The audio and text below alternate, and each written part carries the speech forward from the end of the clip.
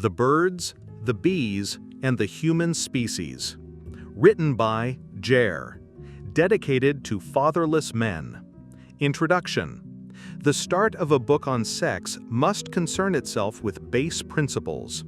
Theories and hypotheses are only as strong as their root to foundational realities. This book is not a sex manual, but rather an introduction into understanding what sex means to our species. What does sex mean to the female, and what does sex mean to the male? The book you are holding will explore the most basic of principles of sexual behavior with men and women in order to build a solid foundation. There is a saying in reference to the birds and bees as a means for parents to have the sex talk with their children.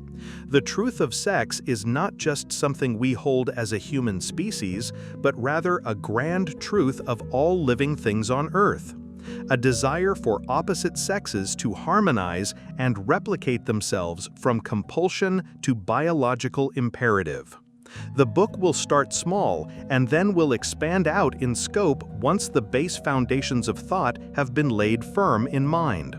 Once the core is understood, the concept can take hold in comprehension.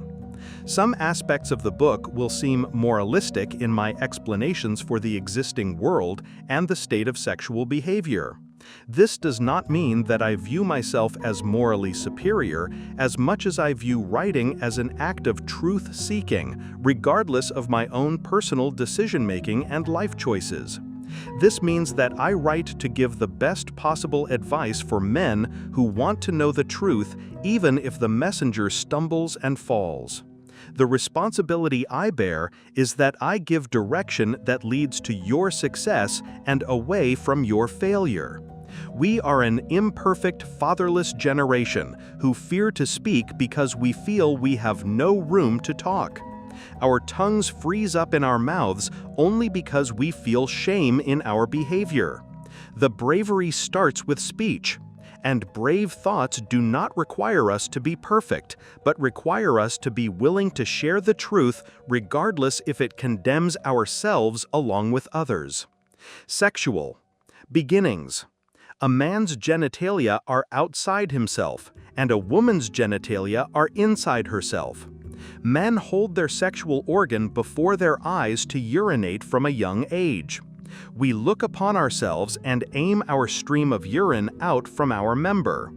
Just as an arrow from a bow is cast from the hand of a hunter with precision from his eye, the same can be said of a man and his own sexual meaning.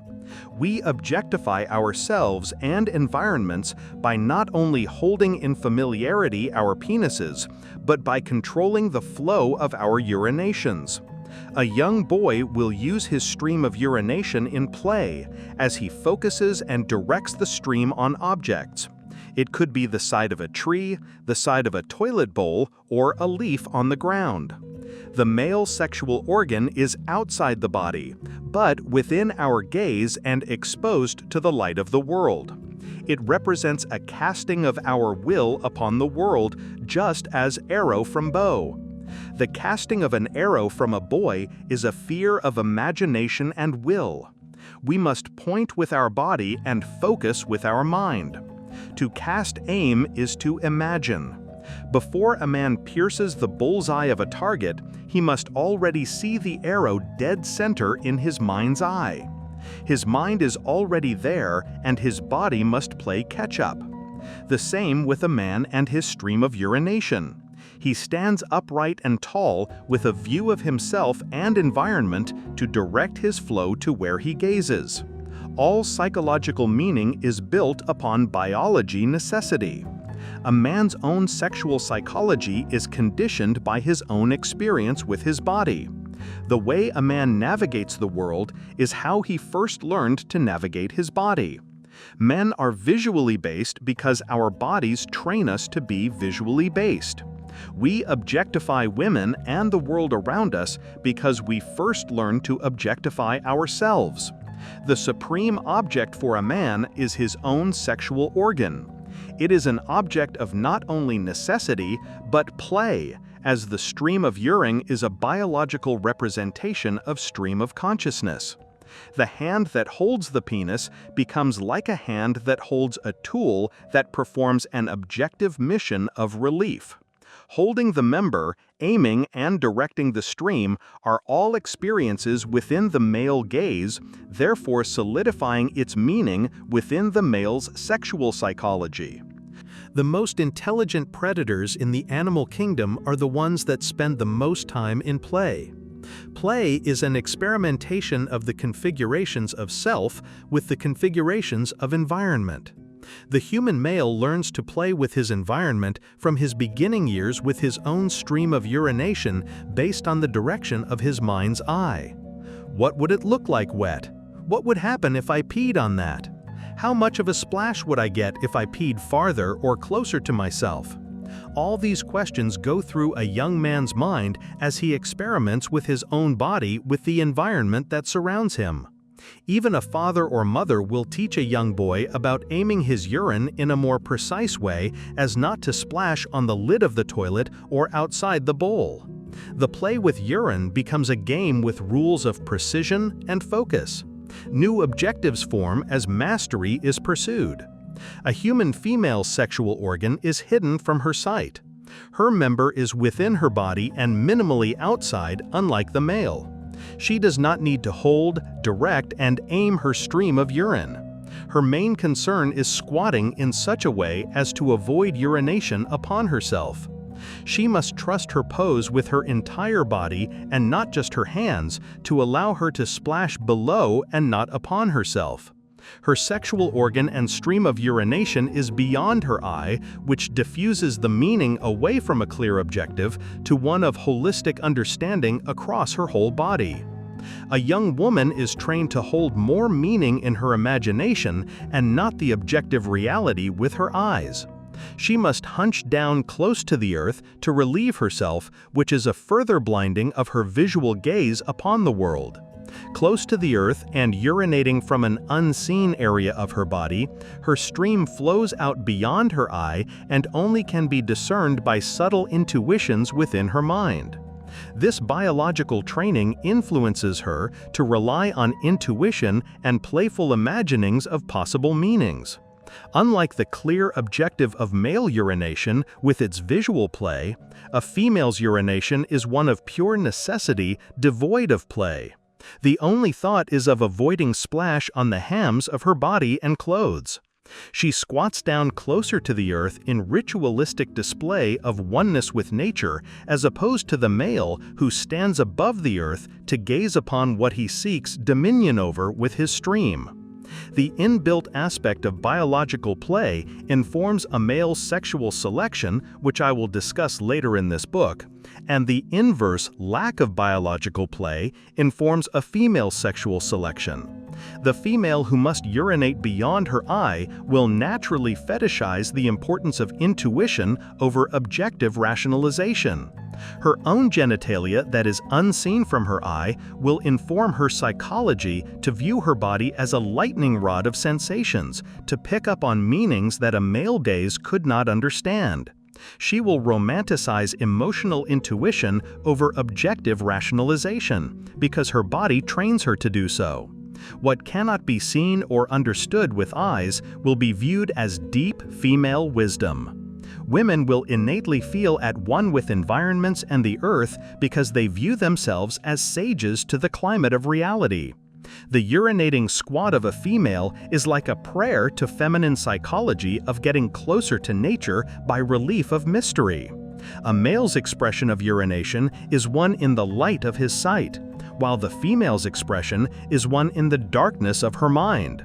Objective light and subjective dark. This must be understood to understand the sexual behaviorism and arousal of our species. We must understand the body that we were gifted with from birth and infancy to understand how the psychology was formed from that frame. Dark side of the moon. When a man is first learning about female arousal, he will hear that women fall in love with their ears. This is a fundamental difference between men and women. While a man can become highly aroused by visual pornography, a woman is more aroused by erotic fiction. The reason why women are more aroused by reading than viewing is that a woman becomes aroused by her own imagination. Reading is a practice in imagination.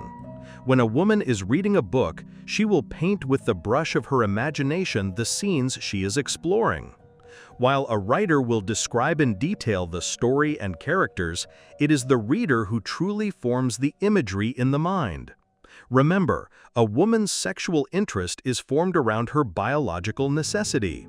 A woman's sensitive clitoris is outside her eye, which becomes a vague feeling that takes hold in her imagination. While a man's sexual heat is focused within his gaze, a woman's sexual heat is diffused and dispersed across her body, from the lack of clear sight.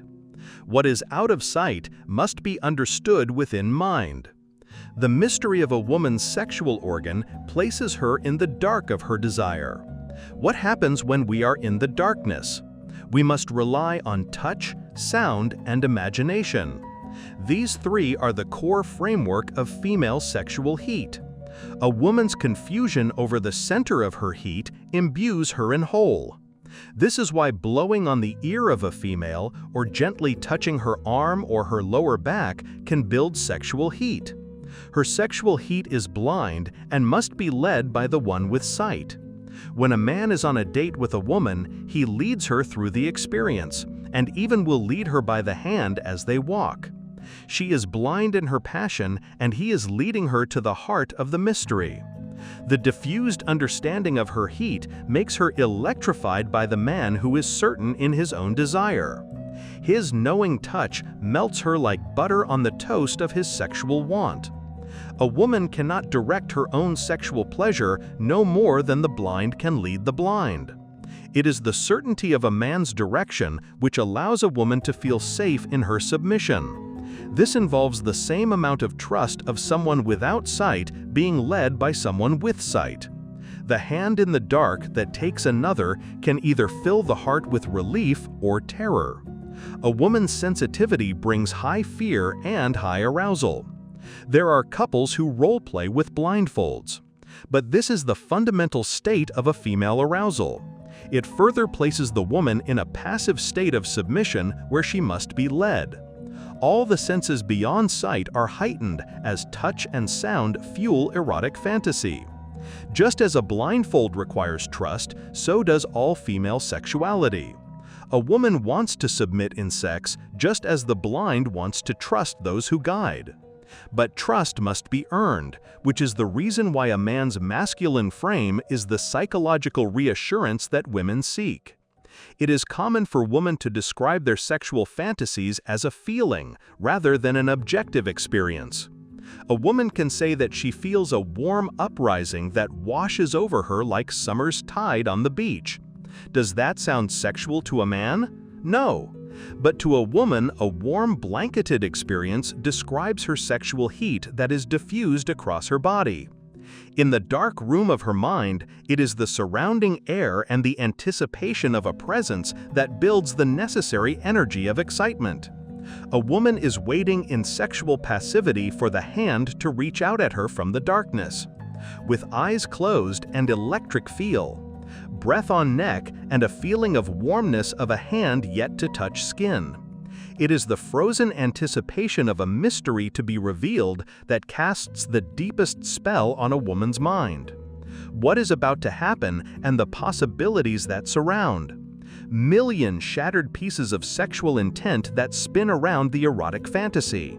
The waiting for the man to make a move and the mystery of where he will lead is the heat of weight that bears down on the woman's body.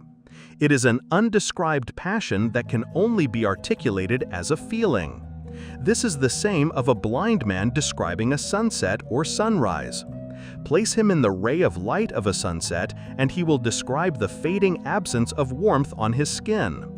Place him in the twilight of a rising sun, and he will describe the cold being taken away and replaced with the warm embrace of sunshine.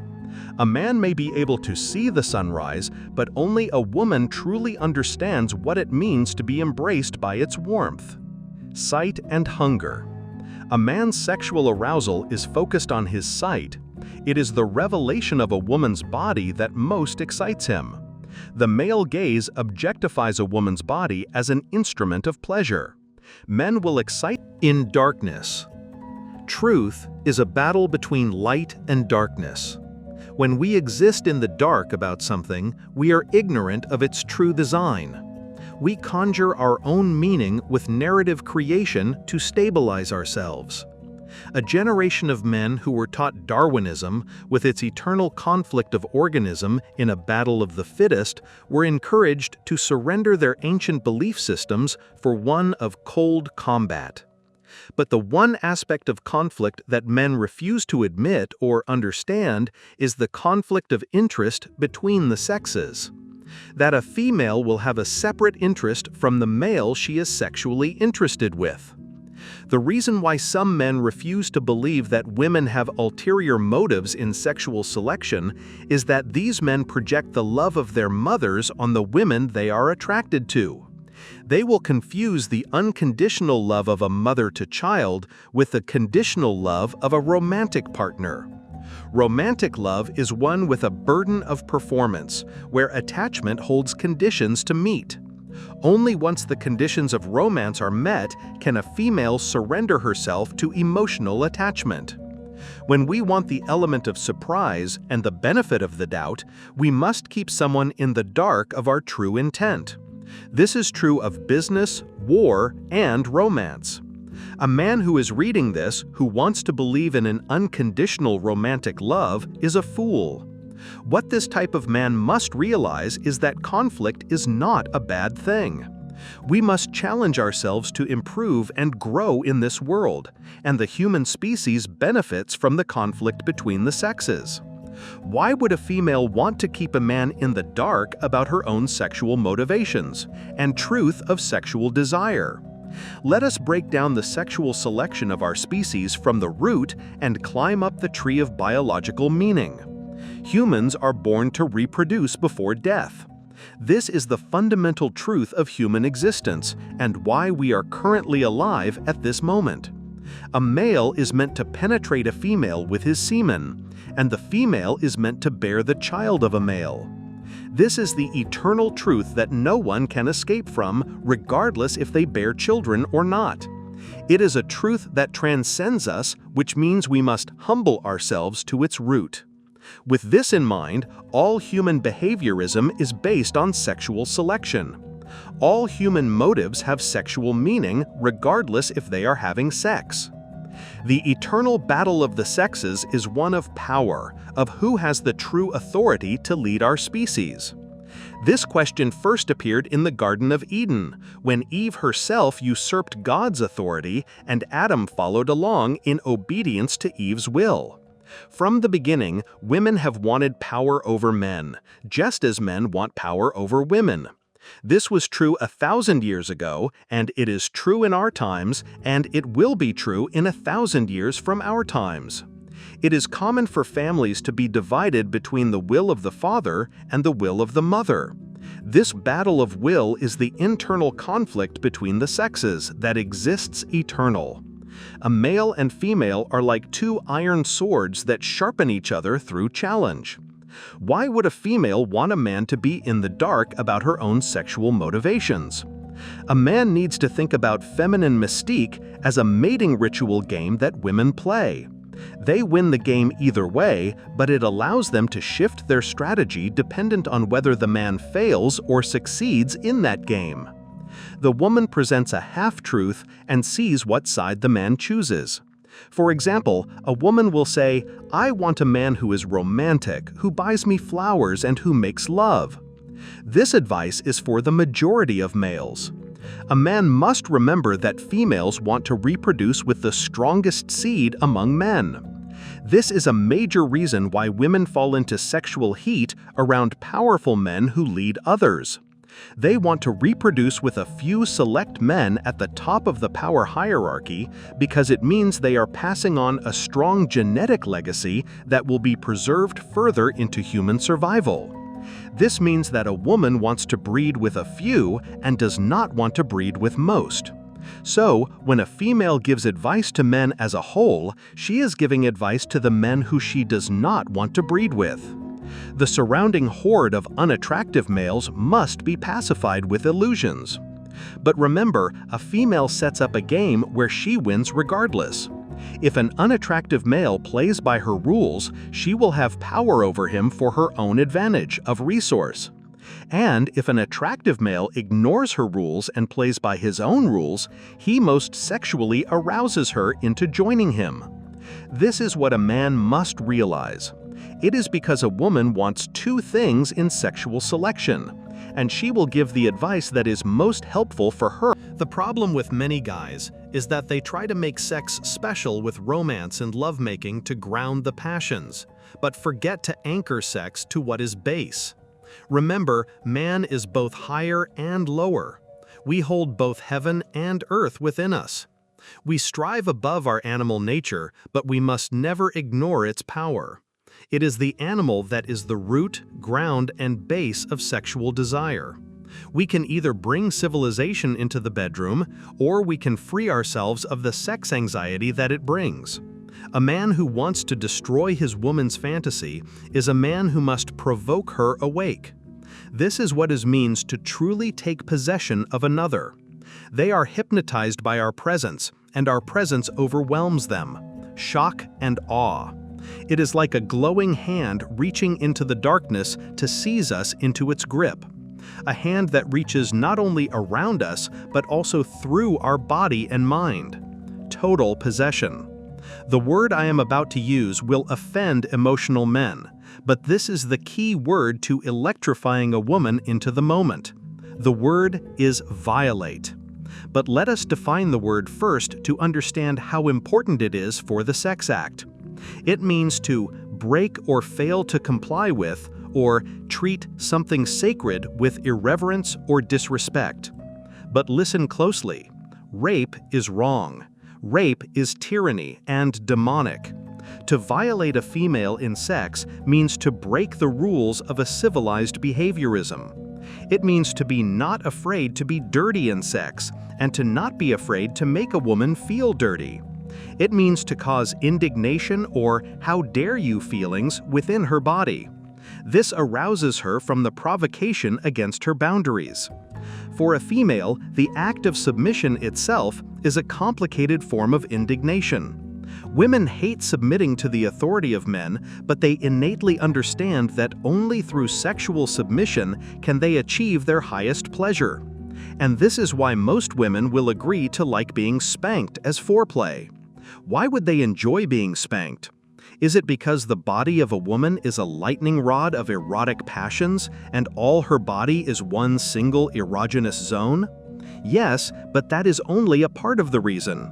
The core reason women like to be spanked is that it is playful violation of their dignity and creates a heat from the indignation. This is why a man who playfully teases a woman's dignity will provoke her into sexual heat.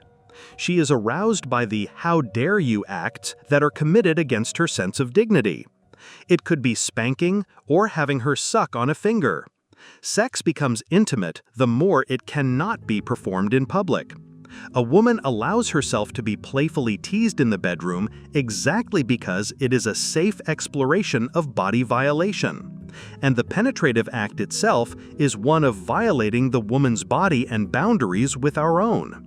This is why a man should not let his soft, emotional nature make him feel that making a woman feel dirty is a bad thing. It grounds her in the moment and captures her attention from one of drifting fantasy. It is the anchor to the present and brings her into the sexual moment. The reason a lot of men do not like being dirty in sex and feel that they must make love to women is because respecting a female is essential for their own emotional well-being. Why? It is because they do not want to see their authority acting undignified or enjoying base desire. It comes from a fear of being the dominant over the female and of not wanting to see females as enjoying animal pleasures. These types of men lift up women as holy angels, and to defile what is holy makes them feel lost in a hell state. But what they do not realize is that they are denying women their own innate pleasure and are being condescending to their passions. Think about how much pressure these men place on a woman by expecting her to not only represent some perfect holy ideal outside the bedroom, but also within.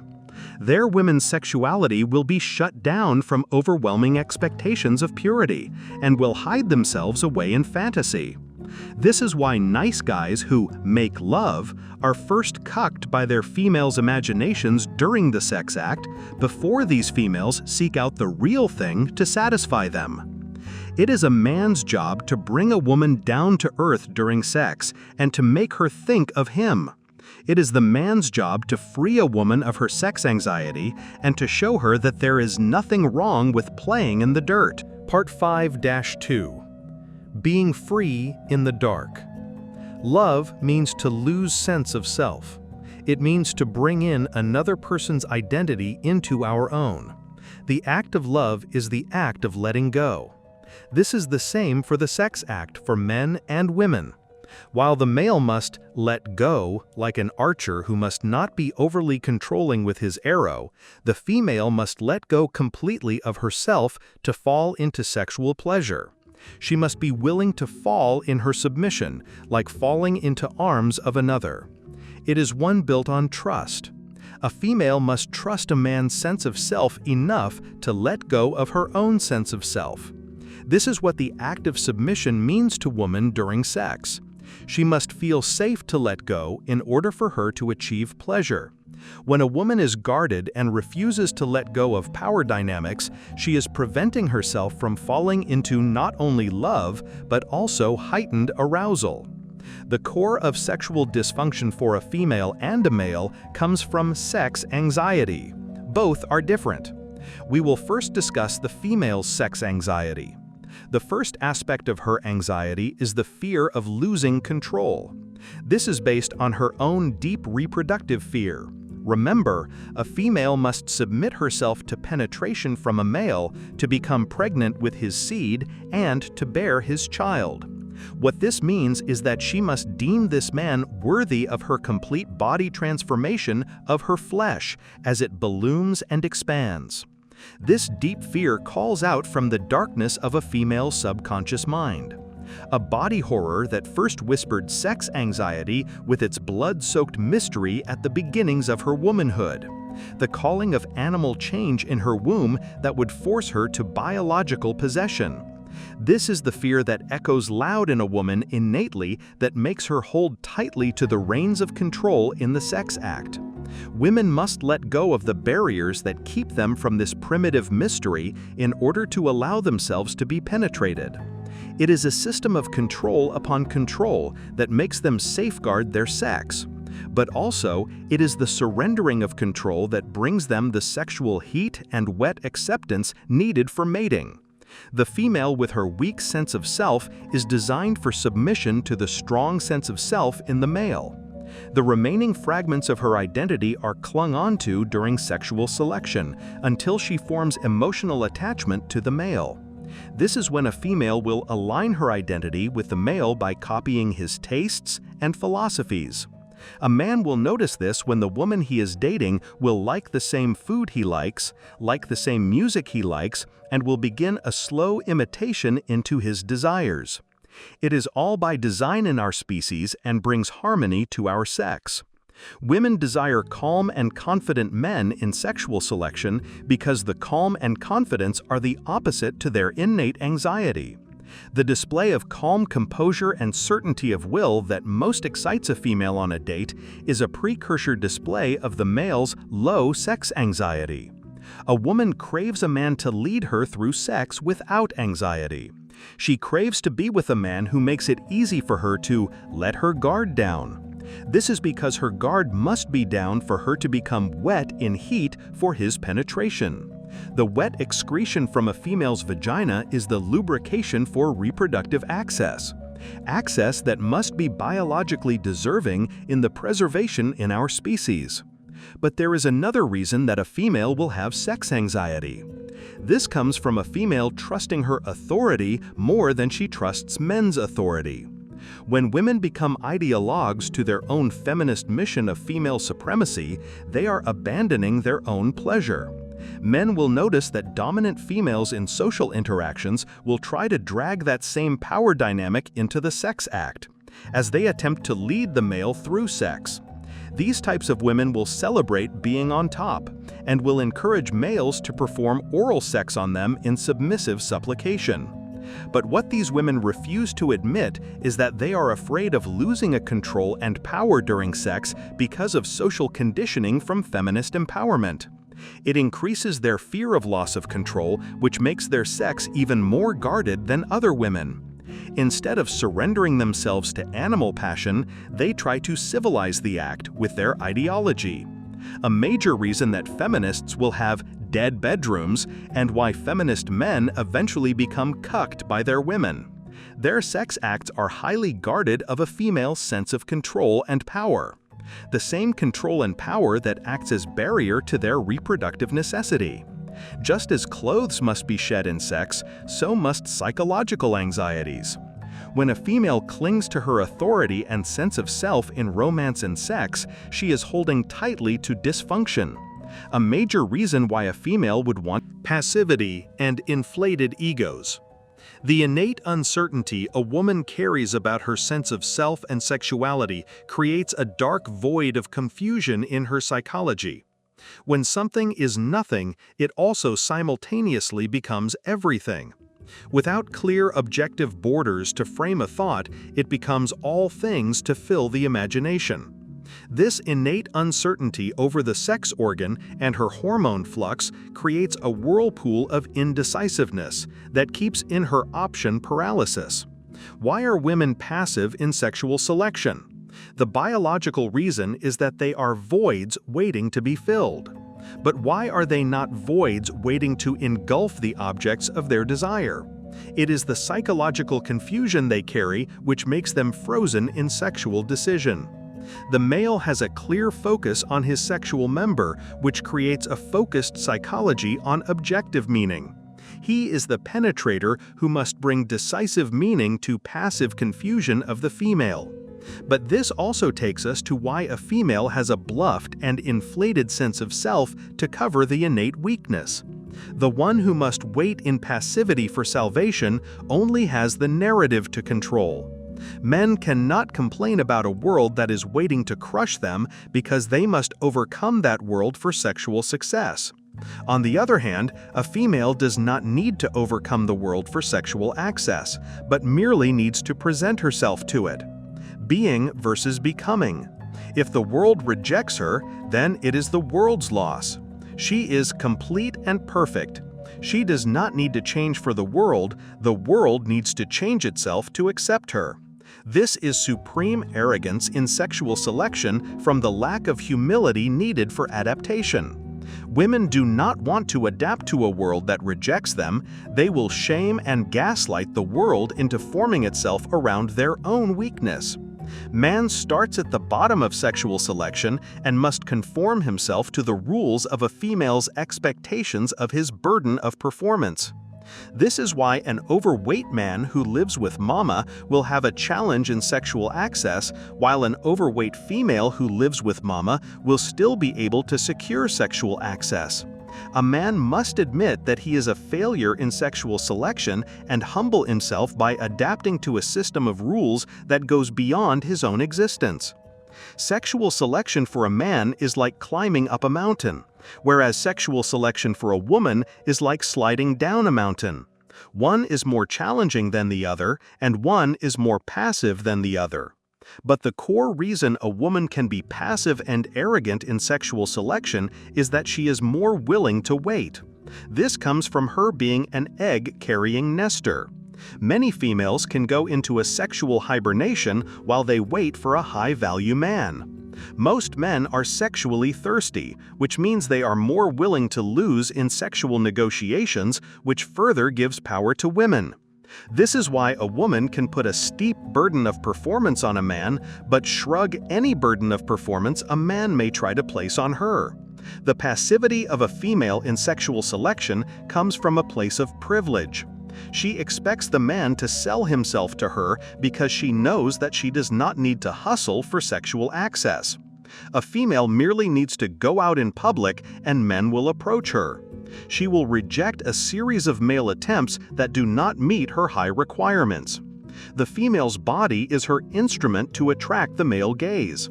And if she can get the eyes of a high-value man to notice her, it will inflate her ego enough to pass over common men who try for her attention. The ego is all. The ease and privilege of a female in our sexual selection makes her ego inflated beyond that of an average male. She does not need to humble herself in adaptation like a male, and therefore has a natural confidence. Most men are either viewed as invisible or repulsive to most women. They believe themselves to be better than these males, and therefore will hold tremendously inflated egos.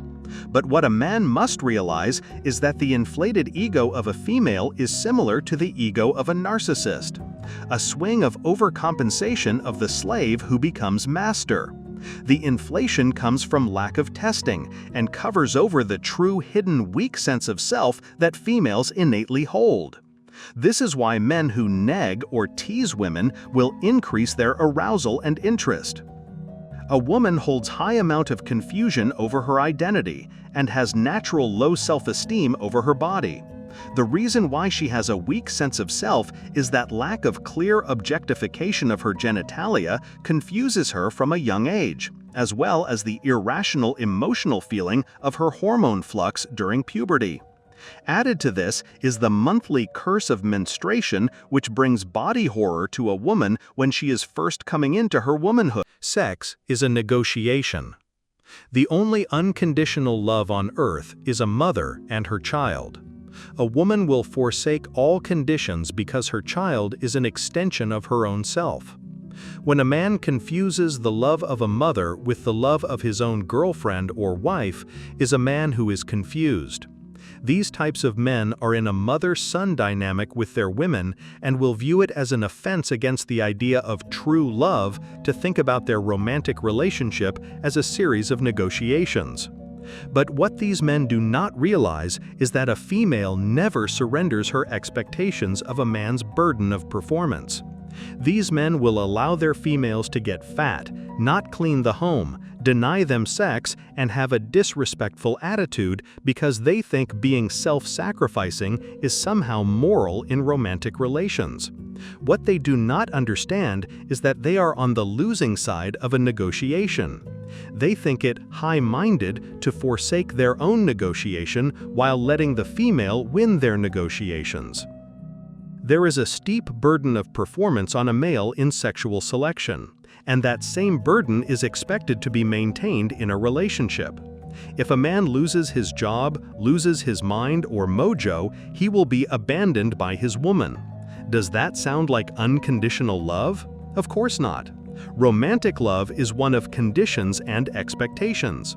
Sex itself is a series of negotiations. How many men want something specific in sex or just want to have more sex but feel that they are in a begging situation with their women? These men approach their women and ask them for sexual favors.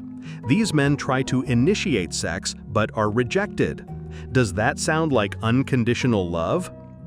If the females in their relationships truly were unconditional in love, they would rarely, if ever, sexually reject their men.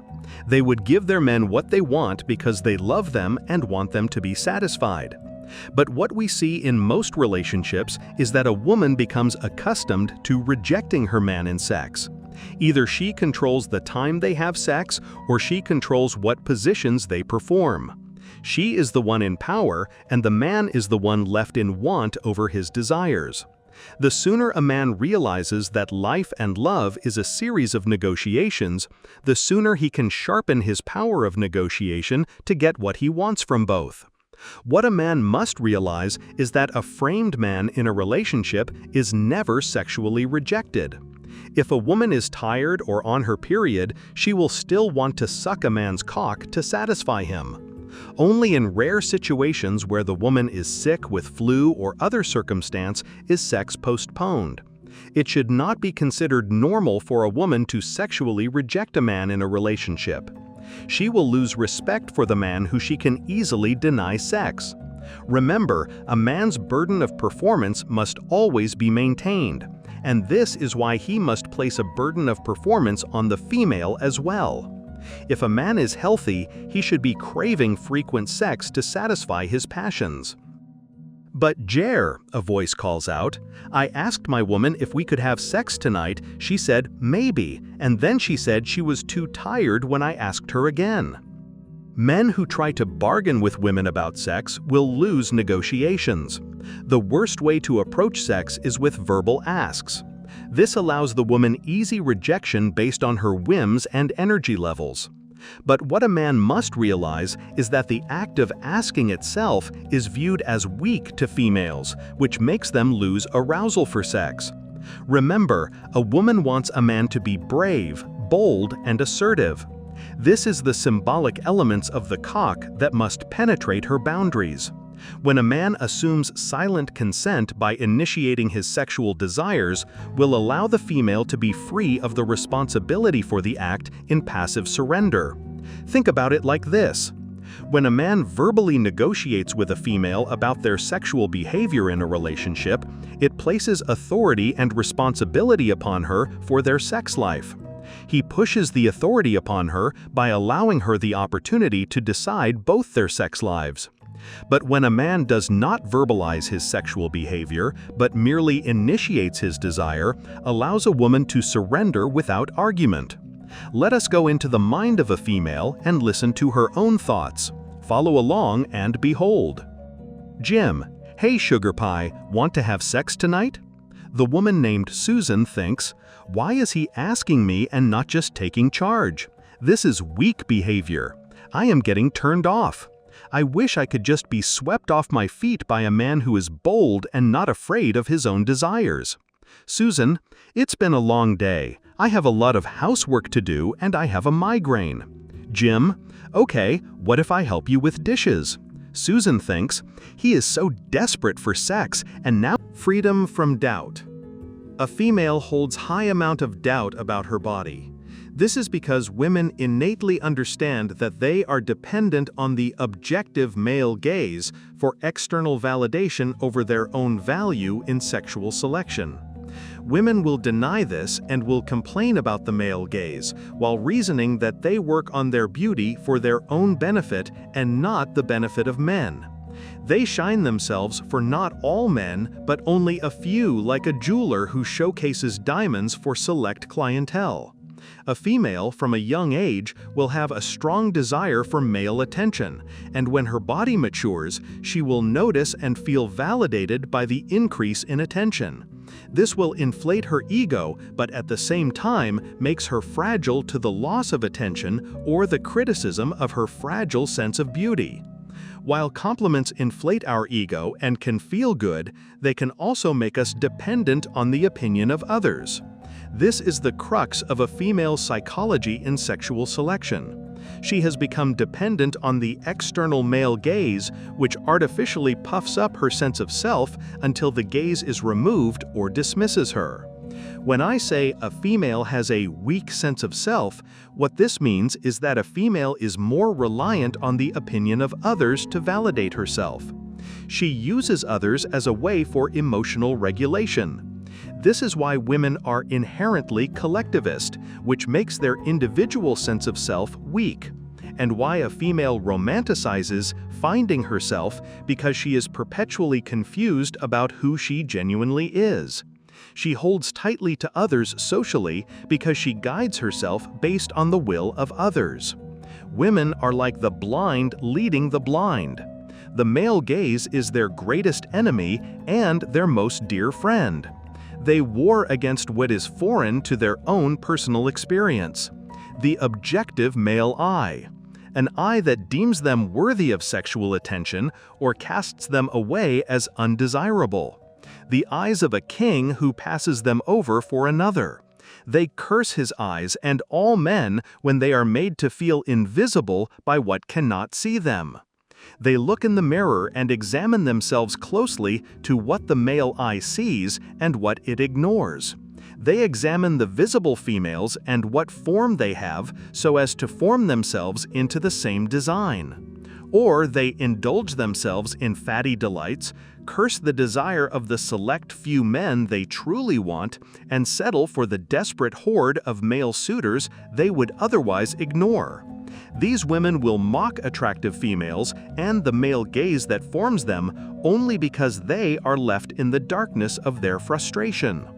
The high uncertainty of self that comes from a female's blindness to her own genitalia and the mysterious blood horror that expels from her at the dawn of her womanhood both heighten her own body dysmorphia, which is further made sensitive by her understanding that her single burden of performance is through the form and fading youth of her body.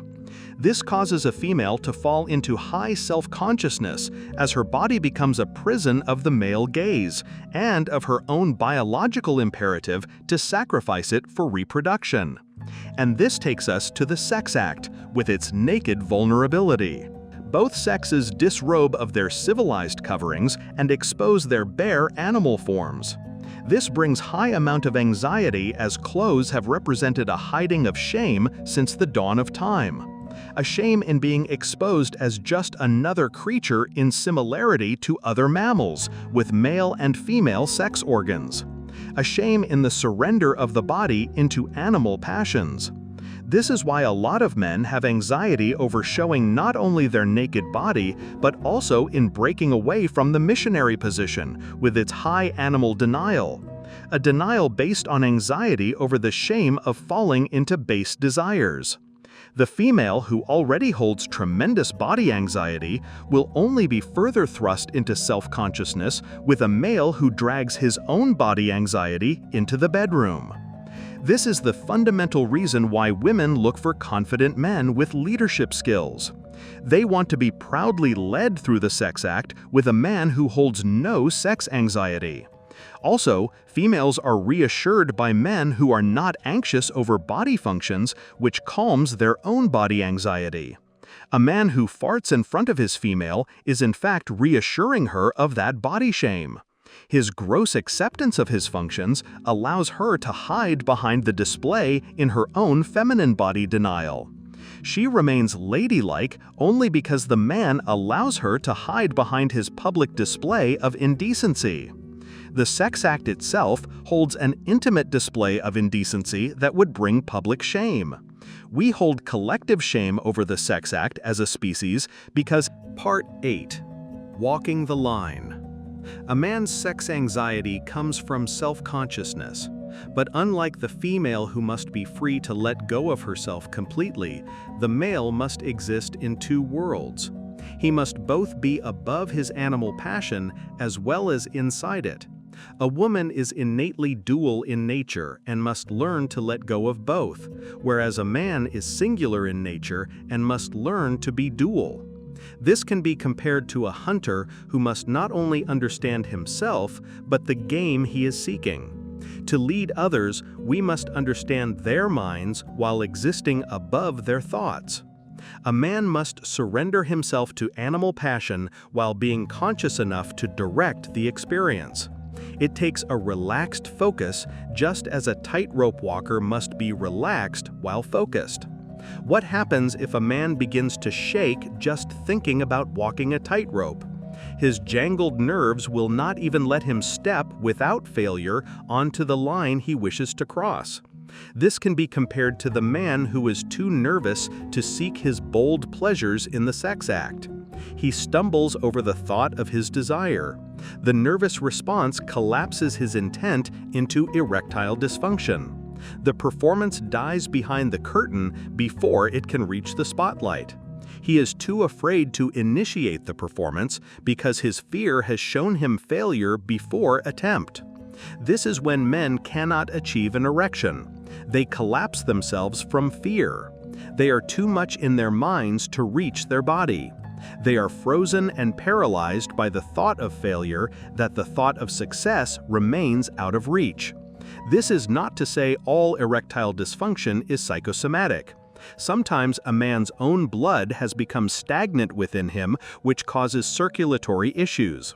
For example, a sedentary lifestyle or high blood pressure itself could be the reason a man's blood flow is weak in his cock. A man should be having a morning erection every day. This means that his body is healthy and that the problem with erectile dysfunction would be psychological rather than biological. He should see a doctor for diagnosis to possible deeper concern. If a man is not able to achieve a morning erection, then he could be having physiological issues to address. I would recommend that he perform daily cardio, go on long walks, stop drinking alcohol, eat healthier foods, and try to get a full night's rest. Then see if this helps him to achieve morning erections. Once that is solved, then we can move on to the psychological reasons for erectile dysfunction. If a man has morning erections but cannot get an erection with a female, could be performance anxiety. What a man must realize is that a female wants a brave performance from her man in sex. She wants him to be bold, assertive, and dominant. She wants him to be calm in his own confidence. She wants him to teach her what it means to be dirty. This is a major reason why men who are biologically healthy have sexual issues. They are too afraid of seeking their own sexual pleasure because of possible rejection or judgment. A man should fantasize about a dirty thought he wants to act out with a female and see if it stirs him to erection. Just the thought of doing something that is dirty to a female can make a man aroused. I am not telling a man to do something specific for a reason. Each man has his own definition of what dirty means, and it is based on his own erotic imagination. But most male sexuality can be aroused by so-called rude or dominant sexual behaviorism towards a female. Even just bossing a female in sex can arouse a male from the playfulness of the power dynamic in dominance. Once the niceties are removed, then a man can achieve an aroused passion free from the anxiety that keeps him in cowardice. It takes bravery to be dirty because it means a man must brave being judged for his own sexual desire and brave being rejected for that desire. But what a man must realize is that a female becomes aroused by a man's acts of bravery in sex. Stress is another issue that can cause a man's sexual issue. When a man is too busy worrying about the future or the past, will keep him from being in the moment, which is necessary for base pleasure. We must surrender to the moment to realize its pleasure. This is true of eating, sleeping, or having sex. When a man gets stuck in his mind, he will lose focus of his body. Let us go back to the tightrope walker example. The man who cannot get an erection from the start is like a man who is too nervous to step on the rope. His mind keeps him from bodily action like a deer in the headlights. But also, a man can lose an erection in the middle of sex from performance anxiety.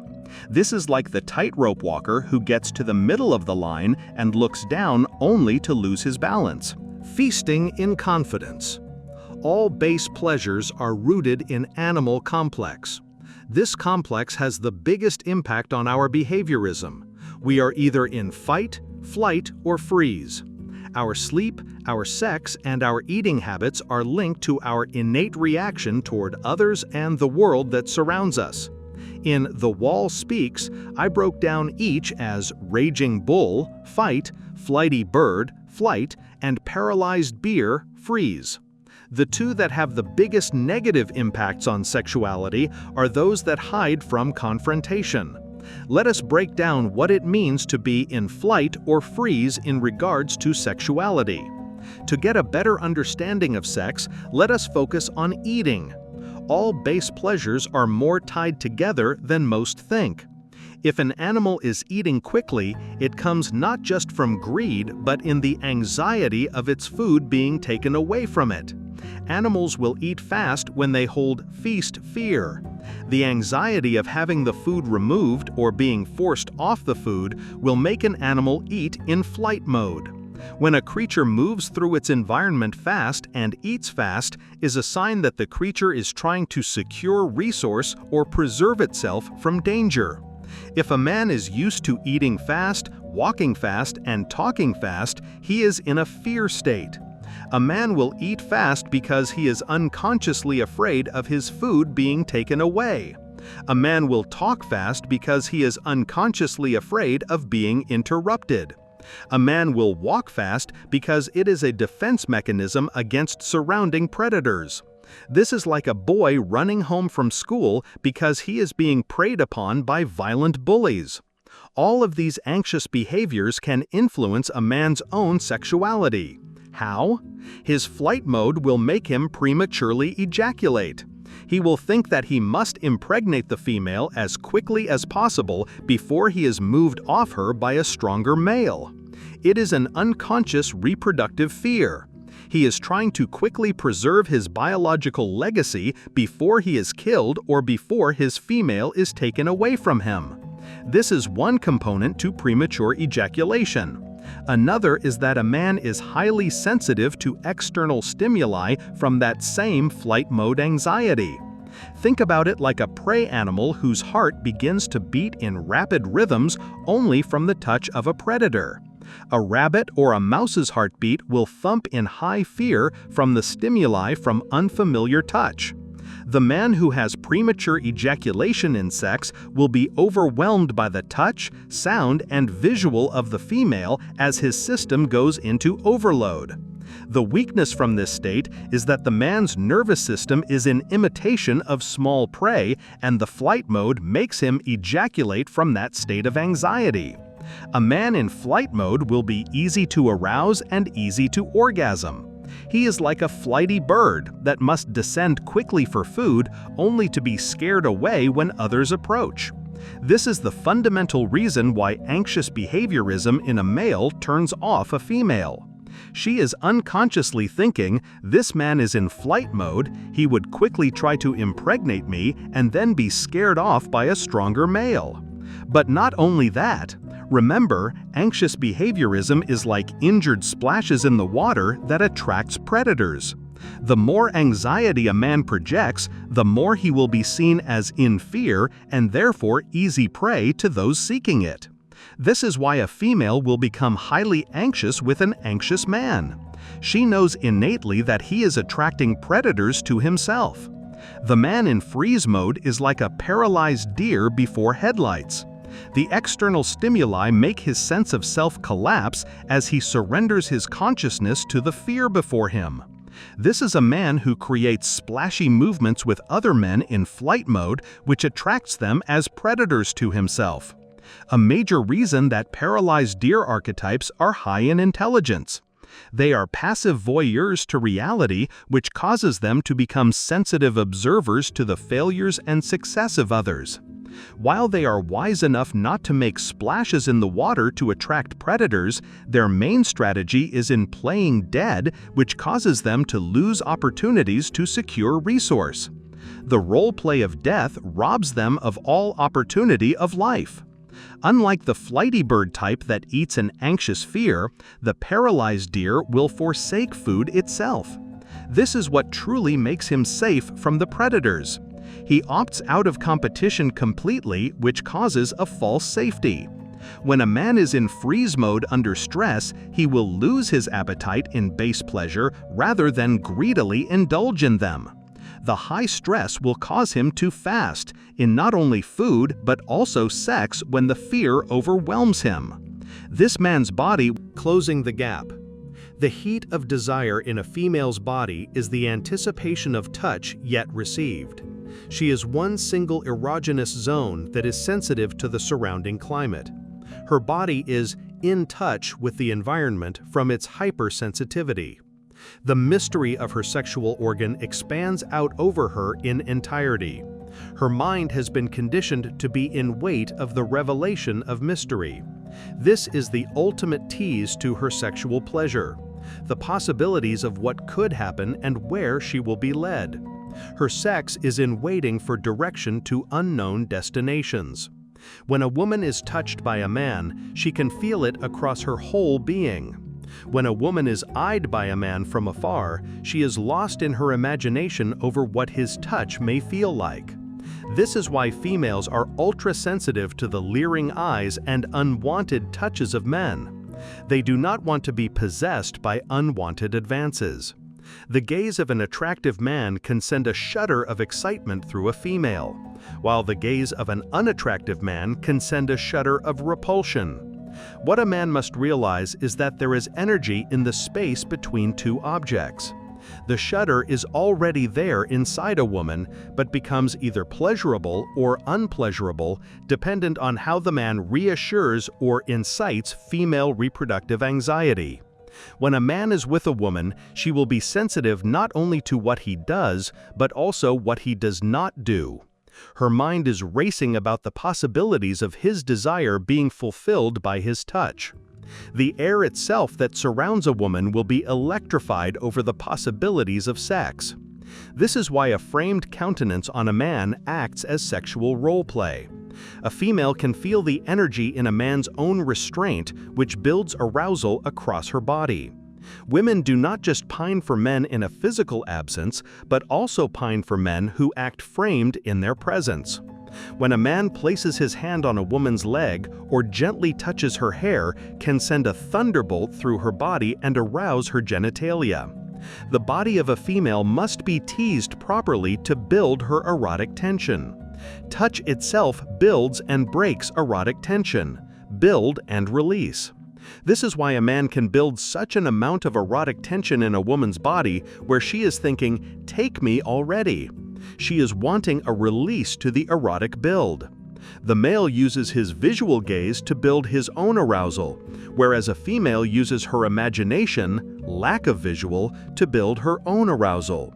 This takes us to the fundamental biological conditioning of a male's clear objective focus on his sexual organ and the female's lack of focus on her own, which makes her reliant on imagination. When the man catches sight of a female, he approaches her to incite her imagination, and the two harmonize together by touch. It is touch that creates a bridge between what is seen and what is unseen. The female captures a male's sight, while the male captures the female's imagination, and it is through touch that they fuel and relieve each. In the sex act, a man will gain tremendous sexual heat with his eyes looking upon the female body, while the female becomes aroused by the surrender of her objective mind for one of pure touch fueled by the anticipation and provocation of her imagination. Females will not admit to enjoying the male gaze only because the gaze in majority is from unwanted males.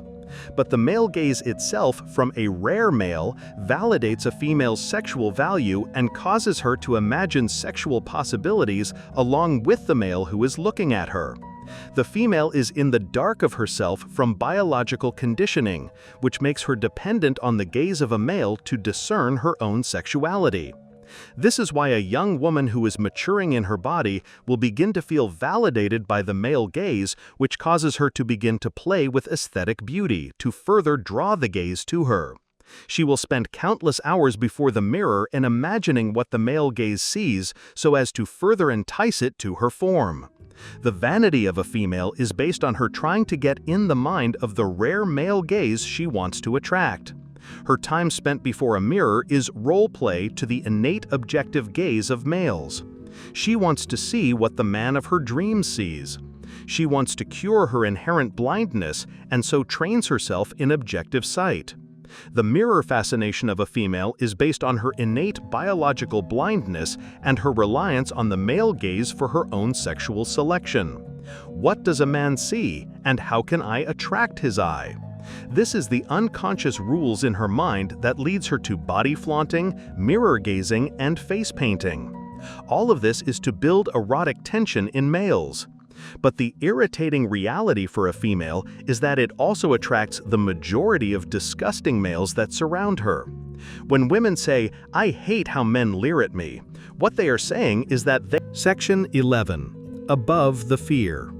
One of the most puzzling aspects of female sexual psychology is when females seek out criminals in sex. The biggest criminals in our times, most prolific serial killers, will attract young and attractive female fan bases. These young women will seek out these dangerous figures from a morbid curiosity that verges on sexual excitement. Why are women attracted to bad boys and criminals? There are multiple reasons, and we will break them down one by one. The first is that women are attracted to men who play by their own rules. This means that a man is outside the existing paradigm and behaves as if he is in his own paradigm. All women inherently are obedient to existing rule structures and are submissive to the game that they were culturally brought up inside. This comes from not only the fact they are conditioned to be reliant on peer pressure to validate their uncertain emotionalism, but also to the fact that as the more vulnerable sex, they are innately aware that survival comes from fitting into environments. This is why a female will fall into a Stockholm syndrome where she normalizes herself to a threatening situation as a coping mechanism against her innate feelings of helplessness.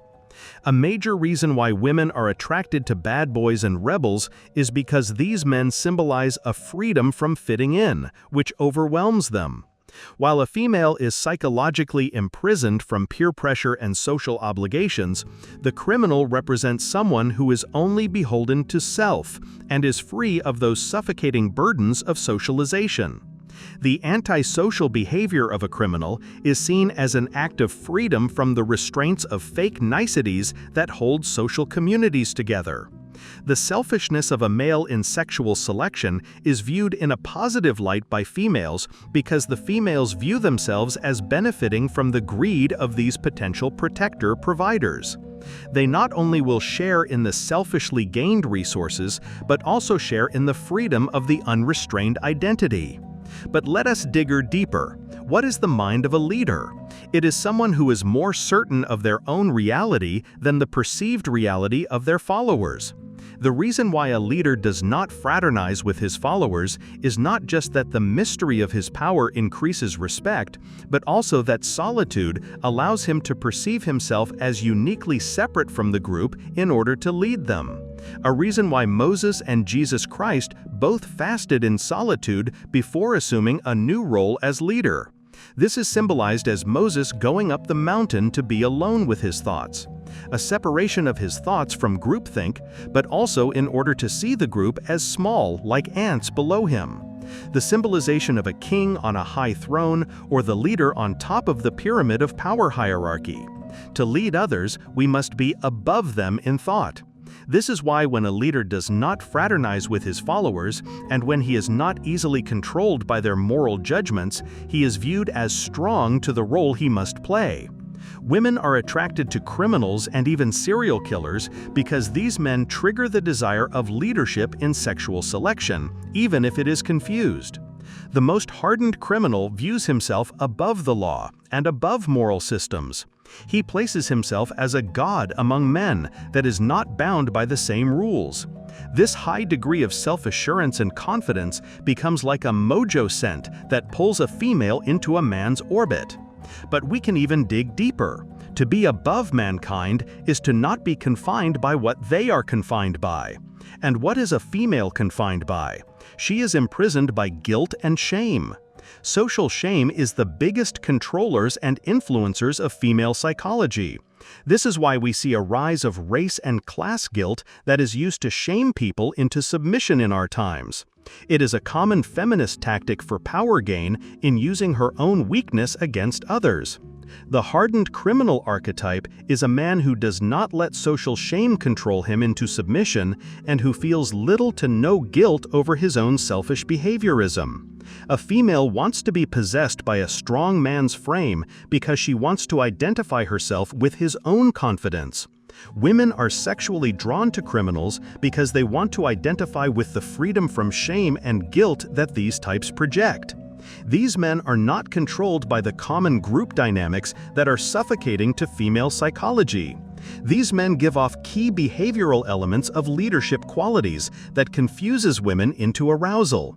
But also, the hypersensitivity of the female's body as erogenous zone makes them excited by the mere presence of danger and its possibility. This is why the female fan clubs that mob a serial killer are getting aroused by being in the same room of the killer in court proceedings.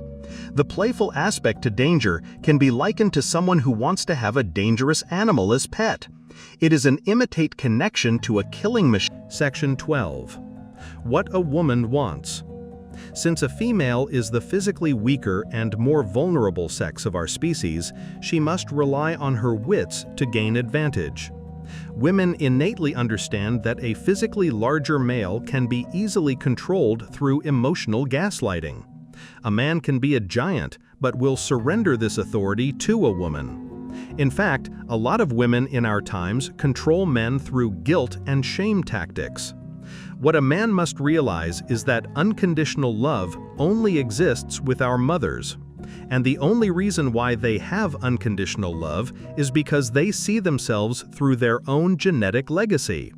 A mother who loves her child unconditionally is in actuality loving herself unconditionally. The truth of all organisms on Earth is that they are in eternal conflict with each other for supremacy. This is not to say that conflict is a negative. For example, a female is designed to test a man's authority to reassure her own reproductive anxiety, which also strengthens a man's authority from the challenge itself.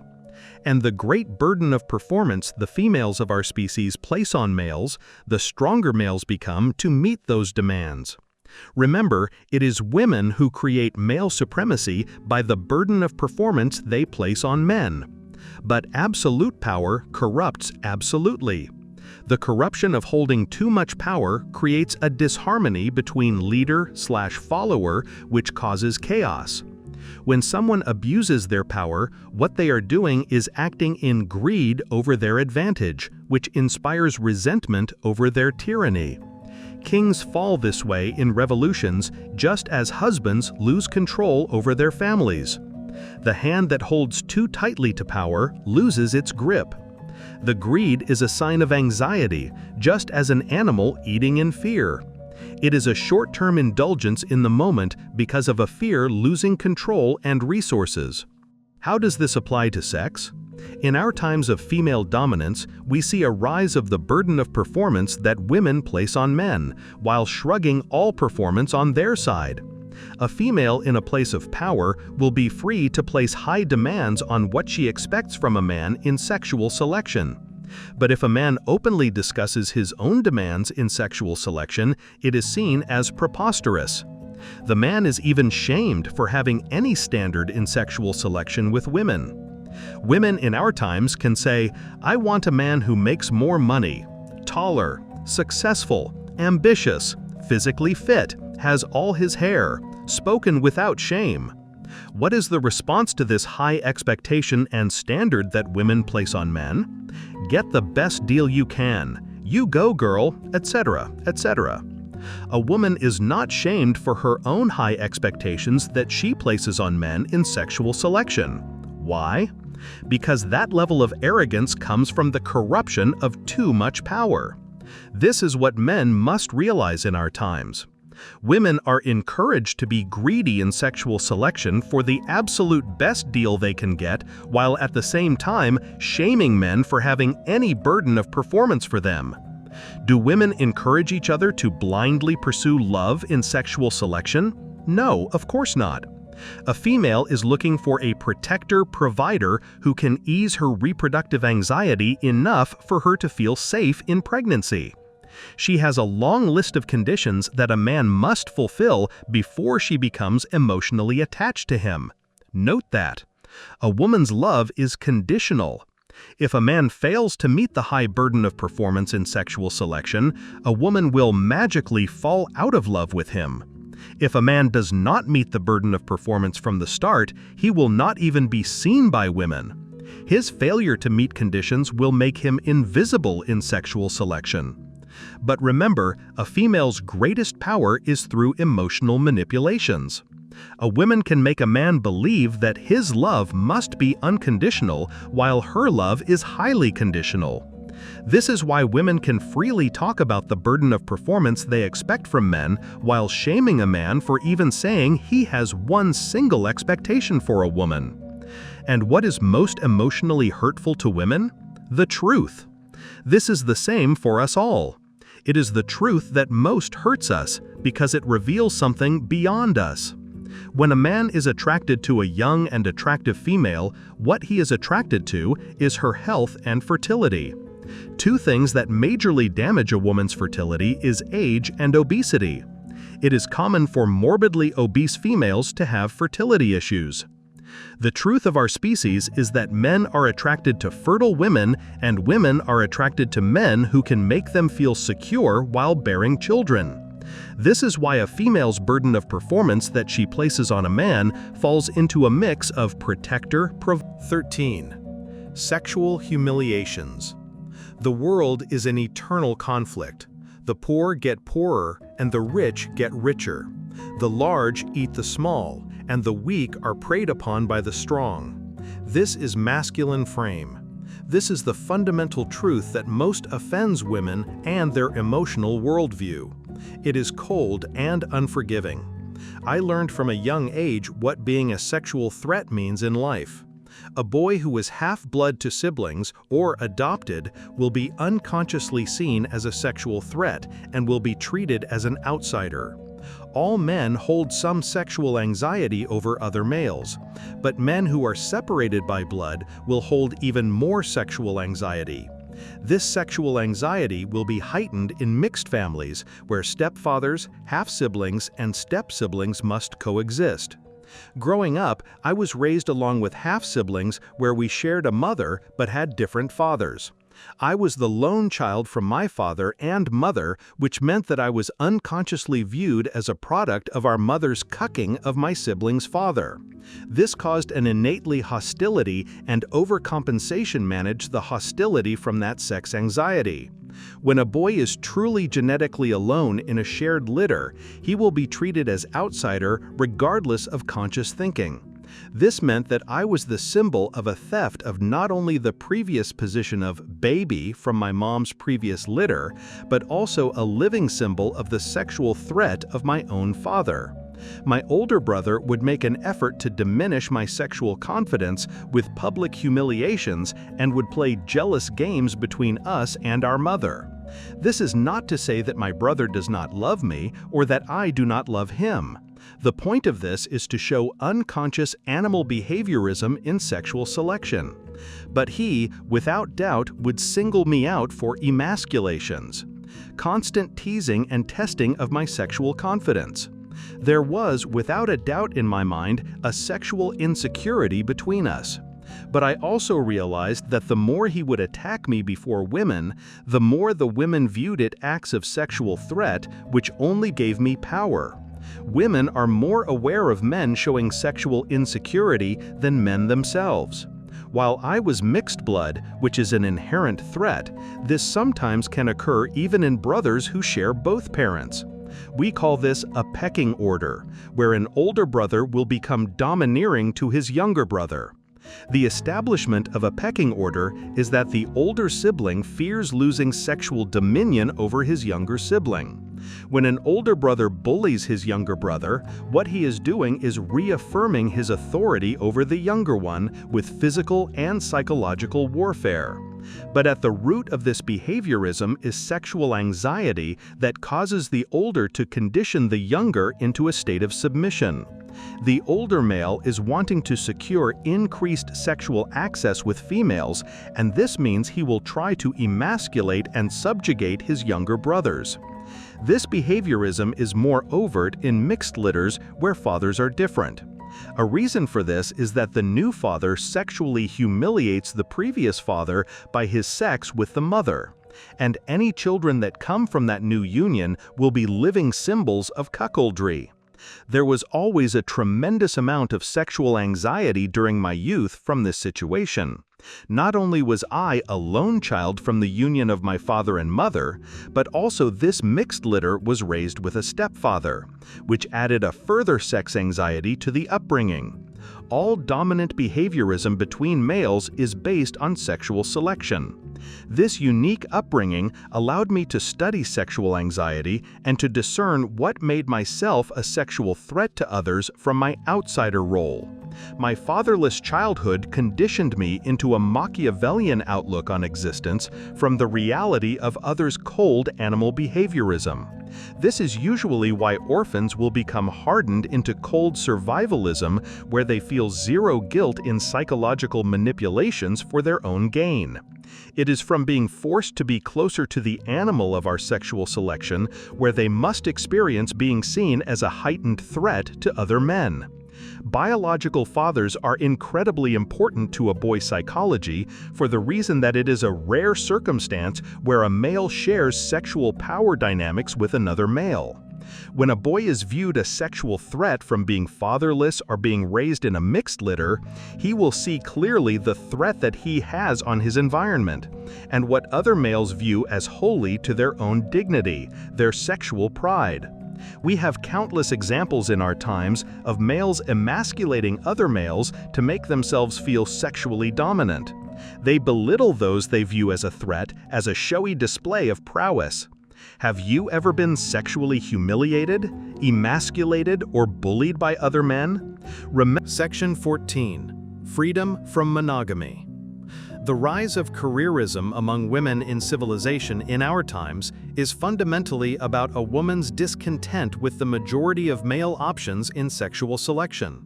Remember, a female is looking for a protector, provider in sex because it reassures her reproductive anxiety. There will always be a great discontent among women in a monogamous society for the reason most males are unattractive in the selection of our species. Women wanted the freedom to make money as a way to gain independence from unattractive males, who they relied on as providers. What is the strategy of females in sex? They present themselves to males and make themselves available for approach. But in times where the majority of men were providers for their females, the females were confined to the nest for child rearing and not able to present themselves to other men. When women were fighting to enter the workforce many years ago, what they were doing was fighting for opportunity to cuck their weak male providers. What a man must realize about females is that all of their behavior is based on sex anxiety, just as all our own behaviorism is based on sex anxiety. The anxiety in the vast unhappiness of women in this world comes from reproductive anxiety with their male partners. It was this great anxiety that motivated women to take to the streets for financial independence and political power. Female empowerment was driven by financial freedom because the ultimate way genetically inferior and psychologically unframed men control women is through financial dependence. It was through the control of money that infantilized females into a state of submission where they were forced to rely on provider males for survival. The female empowerment movement was an escape from the tyranny of monogamous arrangements with the majority of males. The rise of sexless men in our time is a direct result of women's liberation. We have a great many incels because these men no longer have the financial power over females that once stabilized monogamy. Monogamy itself is an institution that most benefits men as it allows an equalized distribution of sex among men. This allows a baby boom, as normally these men would not have sexual access. The sexless males of our current generation no longer have physical access to women, but rather must surrender their desires to digital access, as females still use the genetically inferior males as providers without having to reproduce with them. When females can exploit men that they no longer have to be reproduced with, while still using them as providers, allows these females to make themselves sexually available to the few males that they truly want to impregnate them. The career woman is a female who attempts to be free from the reproductive fear of being burdened with inferior seed. While the career woman wants to rise in financial wealth as a way to break free from marriage to inferior men, she also rises up the corporate ladder as a way to make herself available to powerful men. But just like all female problem solving, it ignores the root cause of her behaviorism while ultimately causing her and the world more suffering. Why? The financial wealth that career women seek in order to be free of inferior providers has no benefit to them in sexual selection, unlike males. Men innately seek out careers and entrepreneurship so that they may provide for a female and family. Women seek out careers as an escape from the monogamous-based family arrangement. It is women in the workplace that most harms our sexual selection of our species. Why? Regardless of how much money a female makes, she is designed to look for a male who makes more money than she makes. With the rise of college-educated career women in our civilization, we see a further separation between the sexes as men are increasingly seen as insufficient in their own burden of performance. What moron feminists who ignore the means of production did not want to admit is that females will never want to provide for males in sexual selection. It is that base fact that makes a woman's career not a betterment of family and society, but a pure act of selfish rebellion against monogamy itself. The more a man understands my teachings, the more he will begin to realize that women are the greatest enemies of what they publicly support. For example, women will spend all their time complaining about the unfairness of male supremacy while being the perpetrators of an unfair burden of performance they place on males that creates a male supremacy. This is the same with monogamy. A woman will complain about male promiscuity and wish for monogamy, while at the same time destroying monogamy with her own sexual selection strategy. Women's liberation was fundamentally a movement to destroy monogamy so that the majority of females could secure sexual activity. 15. Women controlled by fear. When monogamy is destroyed by female liberation movements that dispossess a generation of males into sexlessness, this creates a major issue with sexual inequality. The only reason we have a rising number of virgin males and so-called incels is because the burden of performance of females has skyrocketed in our times. There are three key things that females look for in sexual selection with males: protection, muscles, providership, makes more money, and leadership skills. But the fundamental premise of the female liberation movement is to create financial independence in females who pursue high-paying careers while teaching them leadership skills. This has empowered females in two aspects of expectations they place on males in our selection. Does this mean that women will only look for strong and muscular men who lack leadership skills in sex? No! A woman never abandons her criteria for sexual selection. She increases her burden of performance beyond her own. If a woman makes a lot of money, she will expect a man to make more. If a woman is conditioned for dominance by being taught leadership skills, she will look for a more dominant male to lead her. This is the root reason why in times past, young men were encouraged to be future world leaders. It was in alignment with our sexual selection to groom men into behaviorism that would benefit them in mating. When a generation of females are conditioned for leadership and careerism, they are being conditioned into an even more narrow focus in sexual selection. These strong and independent females will feel that there are no good men nowadays because they have lifted themselves above all their suitors. What does this mean for sexual behaviorism in our times? It means we have a record number of sexless men who are deemed inferior for propagation by the majority of females. While women have always deemed the majority of males inferior, the problem has only gotten worse through female empowerment. The pool of desirable men has shrunk down to a few whom most women jealously battle over. These men act like roosters in henhouses. They move from female to female to female as a generation of sexless men rot in the despair of their own decay. In times past, the majority of males could marry a female, have sexual access, and raise a family. Now in our times, men abandon reality for a fantasy of digital pleasures. These sexless men opt out of sexual competition that has been rigged against them for pornography and pixelized prostitutions. A rising amount of strong and independent females end up sharing the few protector males while they exploit the growing abundance of sexually desperate males as distant providers. This generation of feminists have demonized the male gaze while capitalizing upon it by showcasing their bodies to faraway fans who abandon touch for sight alone. The vast divide between males and females in our civilization has been caused by encouraging females to be our future leaders. But this takes us to one of the most anxiety-inducing problems that haunt modern women's minds. How do females navigate a world of sexless males? Remember, females do not want to have sex with these males and have a tremendous fear of being impregnated by them. This is why feminists encourage digital prostitution. They may not like the idea of these sexless males satisfying their animal heat alone in their homes, but at least it allows these males to release their desires away from them. And males who satisfy their sexual heat with each other is another solution to the male problem. This is the fundamental reason why women and feminists have always made male homosexuality a main issue along with abortion. Both solve the issue of reproductive fear that women get when they believe males are too inferior for propagation. Remember, all a woman's political issues are based around her sex anxiety.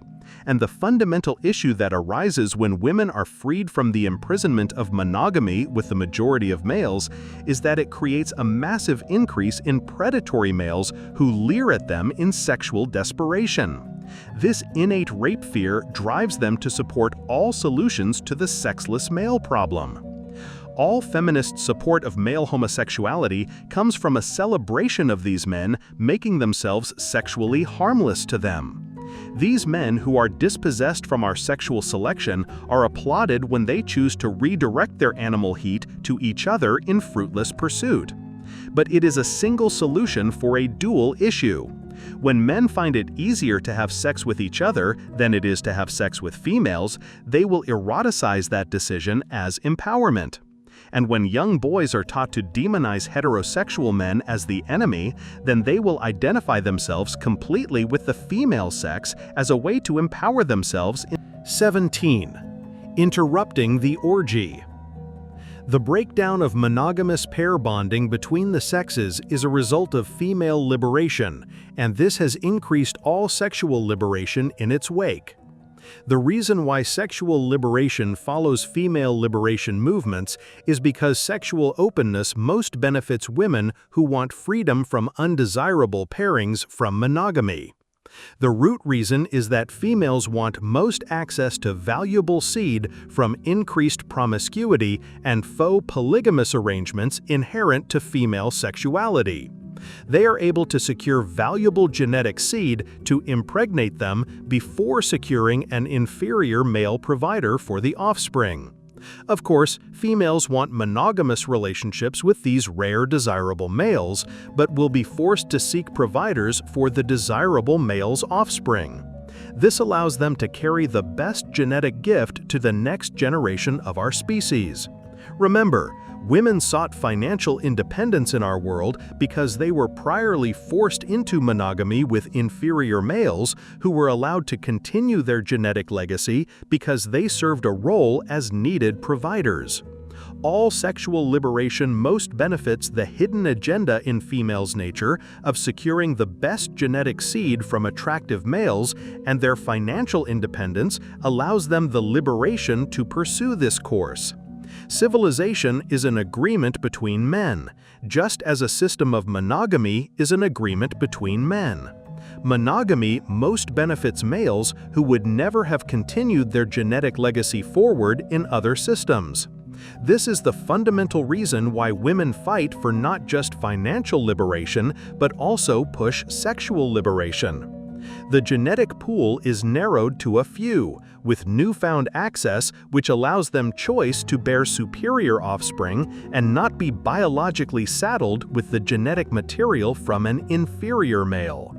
The fertility cult of true male empowerment is in equal distribution of genetic legacy with males that females would not normally choose in a system where they do not need to rely on them for providership. The starting promiscuity among heterosexual males and females when the sexual revolution happened during mid-20th century across Western civilization was this capturing of few genetic material of desirable males over the majority. Something that could not happen in a religiously monogamous culture where women bore the children of sexually mediocre males. But after the sexual freedom of heterosexuals created a new polygamous reality where few males now have sexual access to majority females, this influenced the feminist support for homosexual males. It may seem weird to a man that a heterosexual female would make it a focal point to fight for sexual liberation among homosexual men, but it will make sense to him with the broad scope of sexual selection within perspective. The sexual liberation that women have pushed for has created a vast divide between the sexes, the haves and the have-nots. Feminists will spend countless hours talking about financial disparity with the few holding the wealth over the majority, but will completely ignore the very basis of our financial system, our sexual selection. Sexual liberation has created a tremendous disparity of sexual access between a few males and the majority. While a few males are oversexed by holding causal arems, a great many males are undersexed and even sexless. Women innately understand this problem unconsciously, which compels them to support males having sex with another. Homosexuality among males converts potential sexual threats of virgin males to women into harmless redirections towards each other. The absurdity of why a heterosexual female would make it a singular political issue to fight for the rights of homosexuality among men will begin to make sense. It is the quelling of potential sexual threats into something sexually harmless that women most support.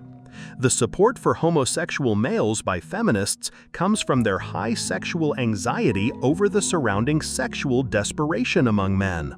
Think about it like this. There are 10 men and 10 women in a room. 2 men have all the women interested in them, which leaves 8 men to themselves. The women will think, I wish the remaining males would take sexual interest in each other. That would calm the anxiety we feel about this unfairness from our nature. This is why we have a rise of males experimenting outside heterosexual norms and a growing rise of virgin males known as incels.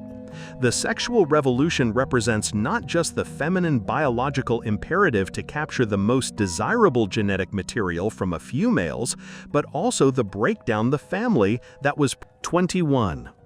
Women cannot bear hiding their inner shadows. A woman relies emotionally on external validation to stabilize her feelings of uncertainty. It is no coincidence that females want heterosexual men to not express themselves while at the same time celebrating homosexuality. Think about it like this. A woman has to endure emotional vulnerability each month with her down cycle. Her hormones flux, which creates an uncertain feeling in her consciousness. This monthly battle creates a whirlpool of uneasiness that is relieved by her expression to friends. They innately see expression as necessary for their sanity, and it is. But what they falsely assume is that what is good for women would be good for men. That is arrogance and ignorance. During this monthly cycle, they depend on group reassurance while feeling vulnerable to group excommunication. In ancient times, if a woman was excommunicated from her collective, she would be overwhelmed with feelings of suicide because she knew that without the group, she would die in isolation. A woman aligns herself with the collective for her own survival both physically and emotionally. To be outside the group is a feeling of death. In a feminized environment, women will be champions for people who are on the outside of a group. This can be a beautiful thing, as outsiders are not necessarily villains but are merely misunderstood. And if a person who is an outsider is accepted into a group but is prevented from expressing their feelings, it pains a woman's deep sense of empathy. To hold back expression is to be deprived of the emotional validation necessary for being a woman. That is why women encourage men to express themselves, because they are thinking through the uneasy and vulnerable lens of their own biology. This biology informs their psychology, which creates an emotional worldview. They depend on collective reassurance not only for emotional validation, but for their innate ancestral memory of needing fellow women to help them with child-rearing when their men were at hunt or war. This sets the frame for understanding why women encourage men to express themselves. They view reality through the lens of isolation from group is misery and death. When they say, "just be yourself," to men, it is because they want to just be themselves too. Women expand indulgent neuroticisms because they rely on emotional comfort to ease their existential anxiety and fear. That is why there is a simultaneous celebration of fatness and homosexuality. It goes with the "just be yourself" mindset while accepting people who feel shamed from the group. Feminists worship at the altar of "born this way" for sexuality and fatness, because it frees the person from feeling anxiety over the responsibility of changing themselves. It is how they solve problems through their emotional lens, while allowing themselves and others to be free from accountability. They will never say, "maybe your sexuality is a psychological issue," or "maybe your overeating is a psychological issue with dealing with stress." They will never say these sentences because it requires the person to work towards changing themselves, which goes against the rule of "just be yourself." And expecting a person to change themselves for self-betterment is overwhelming to feminized beings who rely on neurotic comforts to ease their anxiety. In a way, I myself can understand this with my OCD. One of my brothers once said, "Why is your hands bleeding?" My hands were dry and cracked. This made me feel bad, which caused me to go into defense over my behavior. "I have obsessive-compulsive disorder," I said in my own defense. "Why don't you try not to wash your hands so much?" he replied. His blunt and masculine speech drove me mad at the time. In my mind, I would think, he is ignorant and simple. I felt overwhelmed by his bluntness at the time, as if he were bullying me needlessly. In retrospect, he was correct while being simple. He didn't give me specific advice on how to overcome my neuroticism, desensitization therapy, but his willingness to speak out against my psychological issue is the key difference between men and women. No women around me at the time were telling me that I could overcome my disorder. They would just tiptoe in their speech to not hurt my feelings and ignore it altogether. With the rise of fatherlessness and with men being encouraged to be like women, we are seeing a mass rise in mental illness because everyone is controlled by sensitivity. We need less celebration of neuroticism and more. 39. The rise of madness and the fall of mankind. All human psychology is influenced by sex anxiety. The expression of our human reality is compelled by our collective sex anxiety as a species. Feminine is chaos because feminine is infinite subjectivity that creates a vacuum to meaning. When something is everything, it becomes nothing. The innate duality in a female creates a spirit of uncertainty that increases anxious neuroticism.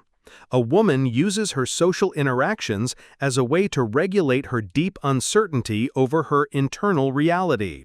Female subjectivity tests male's objectivity. The role of a female in our species is to test the confidence of the male in our selection, as a way to reassure herself of his authority. But more specifically, a woman tests a male's certainty of self as a way to lower her reproductive anxieties.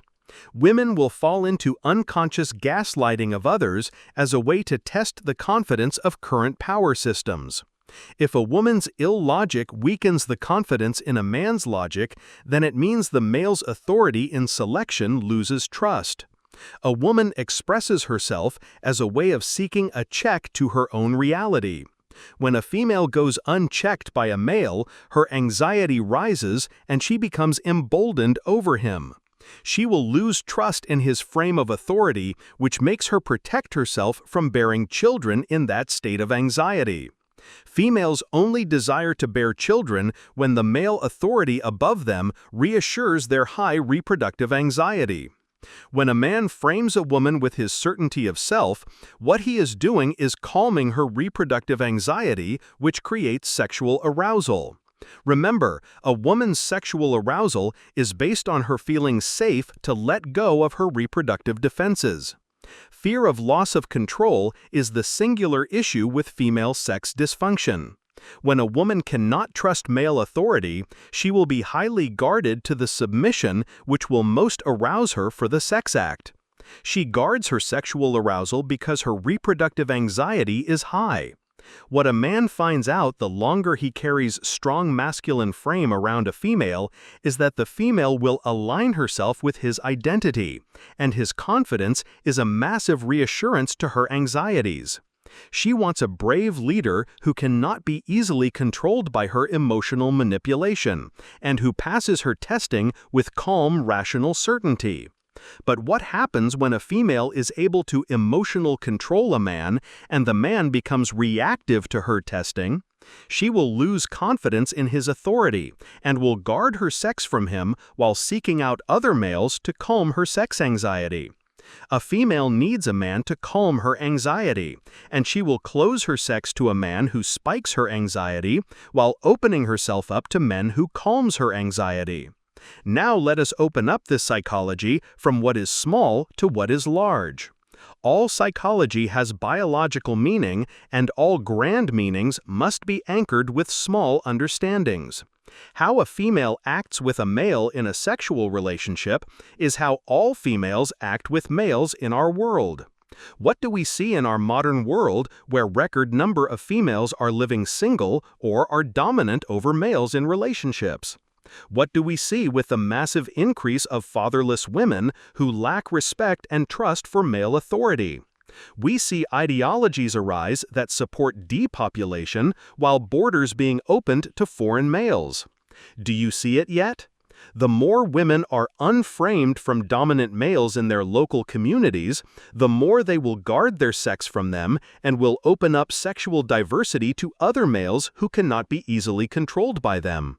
This is a major reason why Europe, which has been ruled by females for decades, has dissolved their borders to Muslim men who have a male-dominant culture, while at the same time having collapsing birth rates. Females must seek out dominant males in our selection to calm their reproductive anxieties. When men wake up to the fact that women open borders for sexual reasons, and that they cling tightly to world-ending climate hysterics that moralizes reproductive death from their own reproductive anxiety, this generation will realize the animalistic and selfish reasons that undermine female leadership. The more power that women get over males in their civilization, the less they will respect their civilization and seek to be conquered by others. This is why feminists are working overtime to destroy the national heritage of the nation that gave them power. A house ruled by a female holds an emasculated male who is mocked openly and whose children despises him. This is true of a family dynamic, and this is true of a nation. Once women get 27.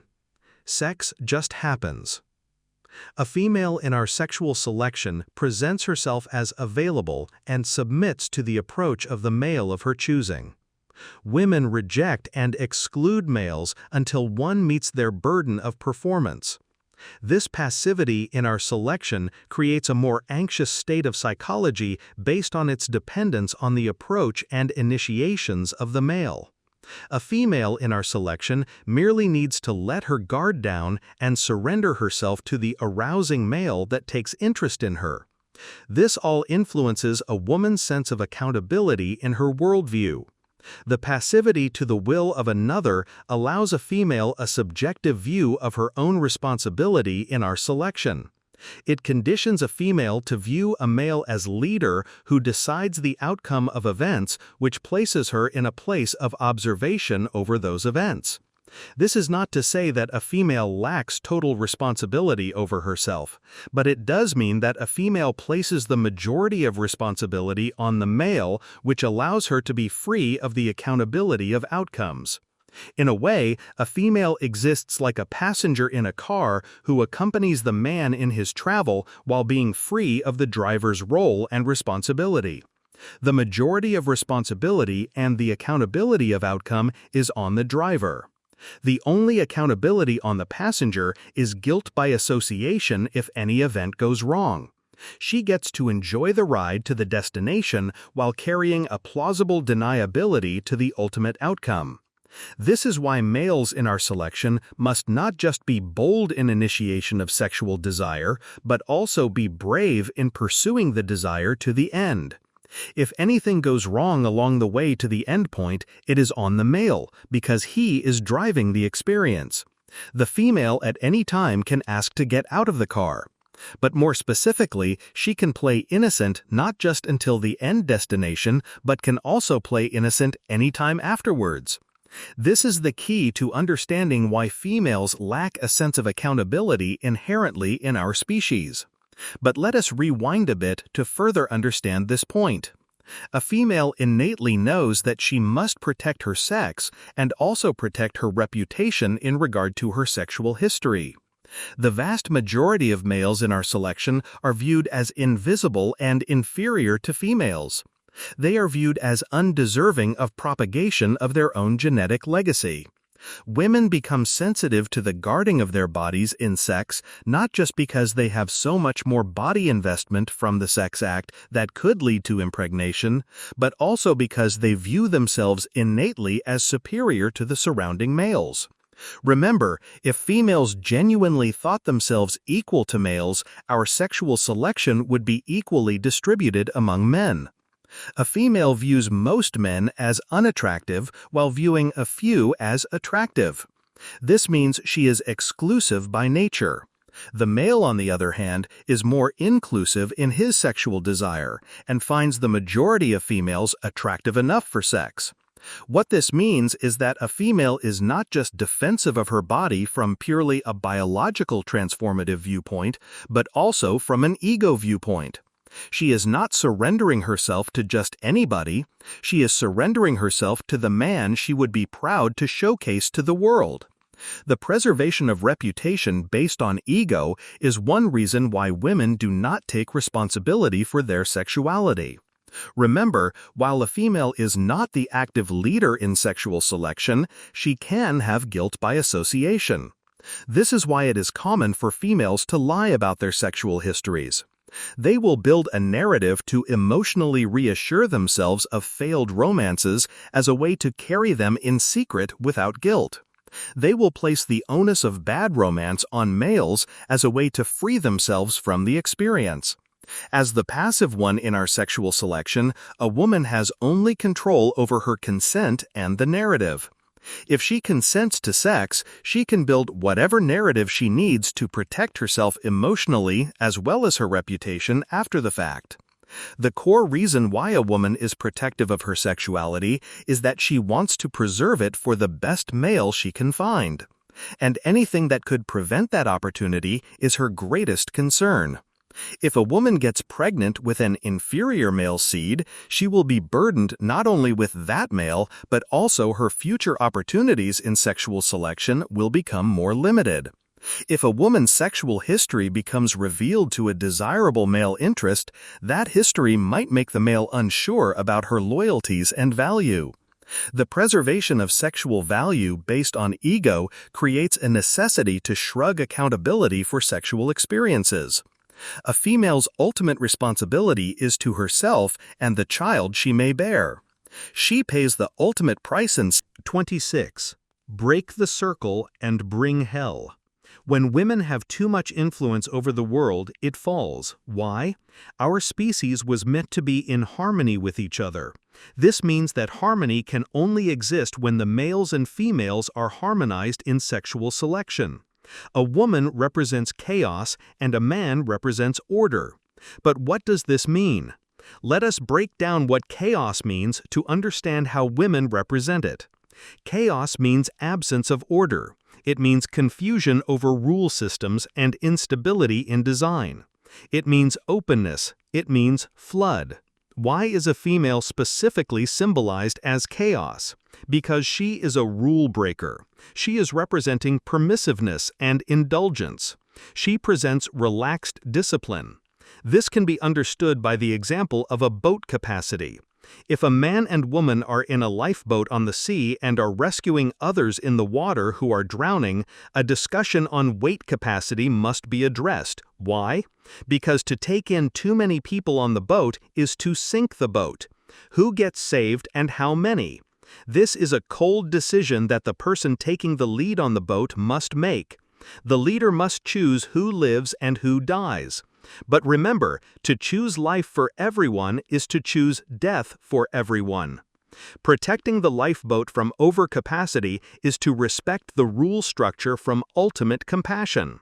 Making a hard decision is to be hated for the moment but loved in the future. This is core of what a father's love means.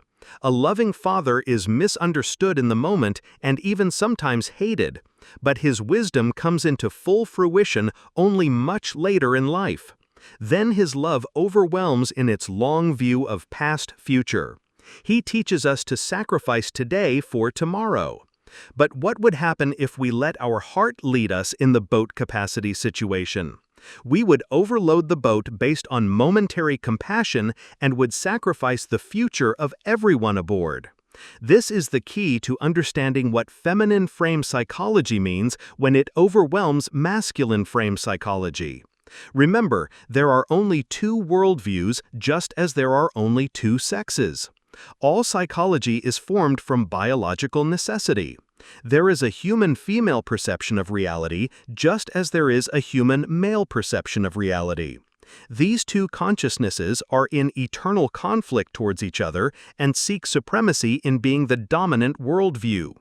The feminine will, which is based on emotional reasoning, must be tempered and constrained by the masculine reason, just as the momentary judgment to overload the lifeboat must be balanced with the fact of its capacity. This is the difference between head and heart. This is the difference between rationality and emotion. This is the difference between male and female.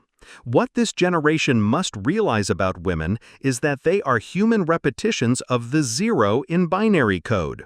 They represent what is open, false, compared to the male representation of one in binary code, or closed, true. This is why female leaderships leads to a forsaking of established rule systems based on emotional reasoning. What is the first thing that happens when a church is led by a woman? The ancient rules of sex are the first to be sacrificed to be more permissive and inclusive to those outside the rule structure. This is why the word inclusive holds deep emotional value to the feminist movement. All they know in their animal brain is to open, open, open. They are walking zeros in our binary algorithm and will spread that openness to everything they touch. What does it mean when our code is overwhelmed by zeros? This is a breakdown in our programming. For everything open, something must be closed. The rule structure should not be too restrictive of change, otherwise it stagnates and does not grow. But too much change to rule structures creates instability, which leads to collapse. This is why the sexes must be harmony to each other and why feminine leads to chaos.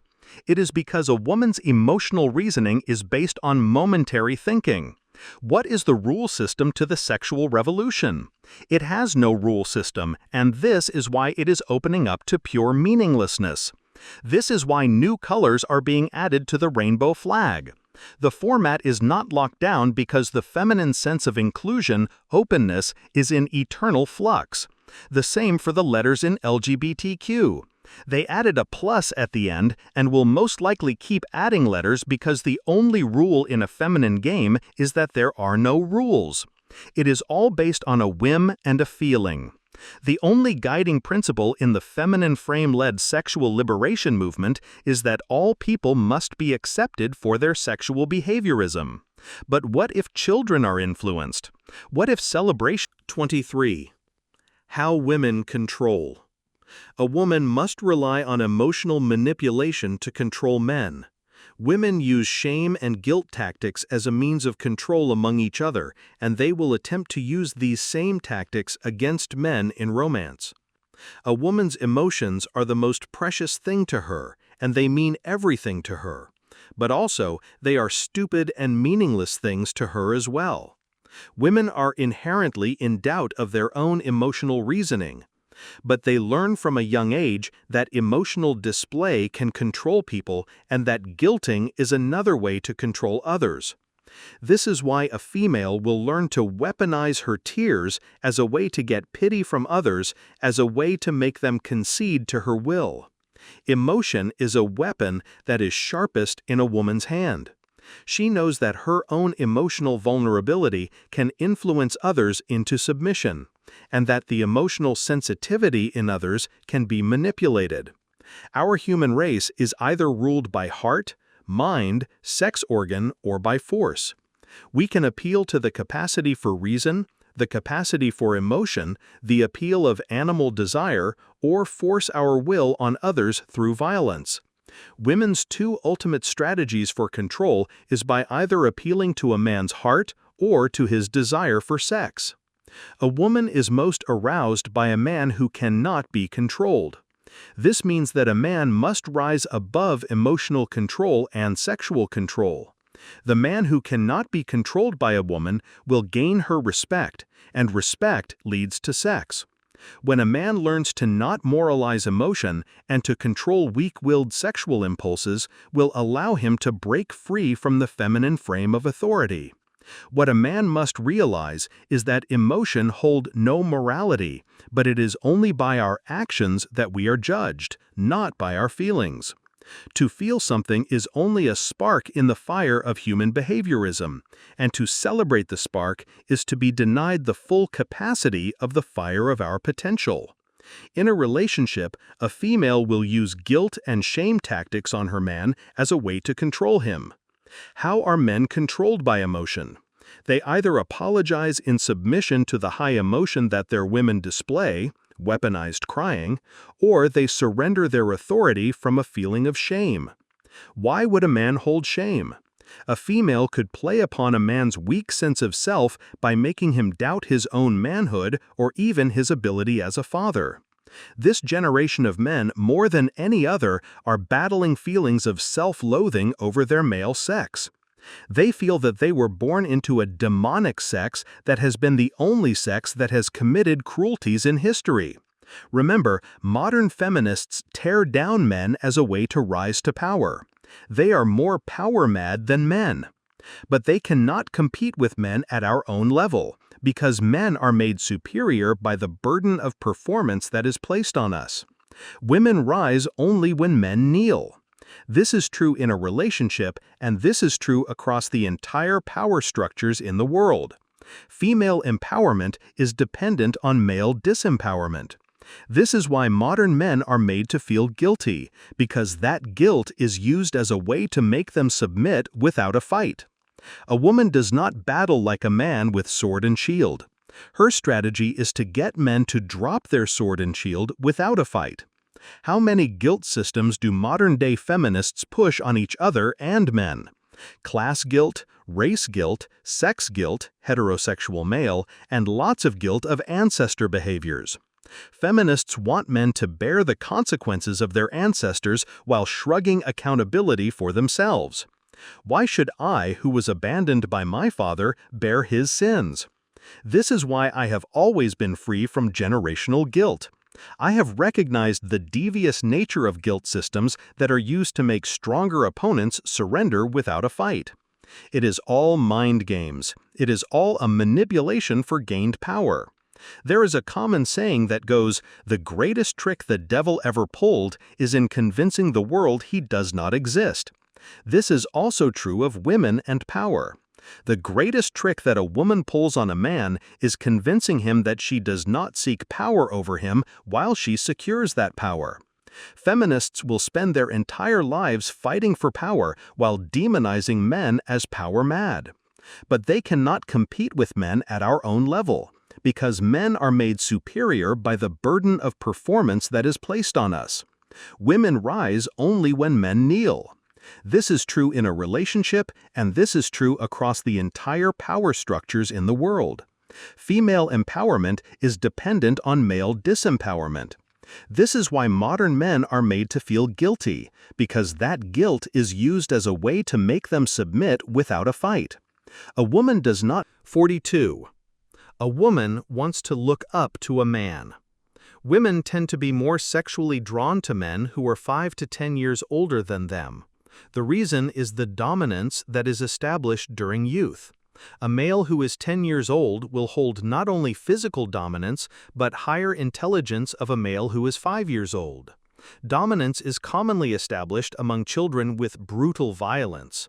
This creates a sexual hierarchy between the old, larger males and the smaller, younger males.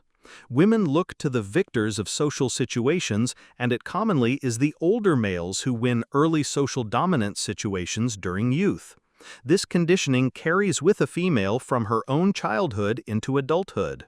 A male is in constant growth over his masculinity and manhood from teens to 20s to 30s to 40s, which also influences the female's view of older men. The more established the male, the more the female will feel safe to nest with him. But also, the closer in age a fertile female is with a male, the greater the chance the male has virality to his own high testosterone and therefore sexuality to pre-produce. This is why a female desires a male who is older than her, but not too much older. 5 to 10 years tends to be the average spike in arousal to the majority of females. But what a man needs to realize is that females are more suggestible to a power hierarchy of male design. For example, women will be more sexually drawn to an older male not just because he is more mature in age, but because his physical and mental maturity holds power over younger males.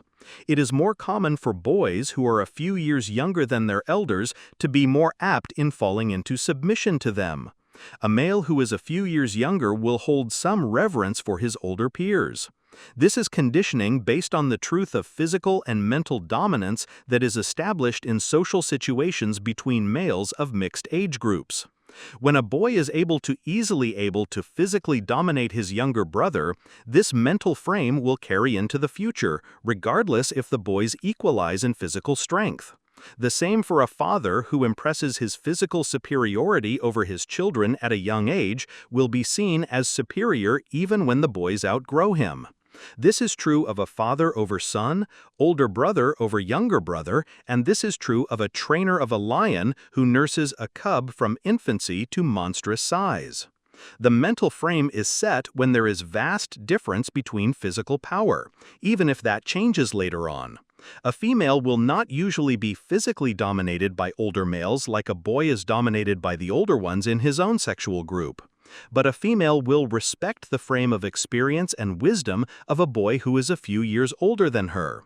Women do not just independently judge the objects of their desire, but rather look first to how others interact with their sexual interests. For example, a female will observe how an older boy is revered by younger boys, and she will align herself with that frame of thought. Females innately look for a leader in sexual selection, and when a man can lead others, it becomes a sign of his sexual value. The female looks to the younger boys who surrender their power to the older boys, which creates sexual value for the older group. Then the females sexualize the older boys based on that power transfer. All of this conditioning begins in youth but continues with a woman for the rest of her life. She will always view males who are a few years older as more dominant in her mind, because that is her conditioned memory of it. Young boys will readily give up their power to older boys in elder reverence. This continues among men from infancy to teen years and into a man's 20s. Usually, when most men enter their 30s, they learn to not readily give away power to older males, but rather compete with them as equals. But this does not matter to females, who will still view older males as sexually more desirable based on the frame of thought from childhood. She will remember the times that boys her own age readily gave away their power to older boys, and how the younger boys had to physically look up to the boys a few years older, and how the younger boys were physically dominated in social situations.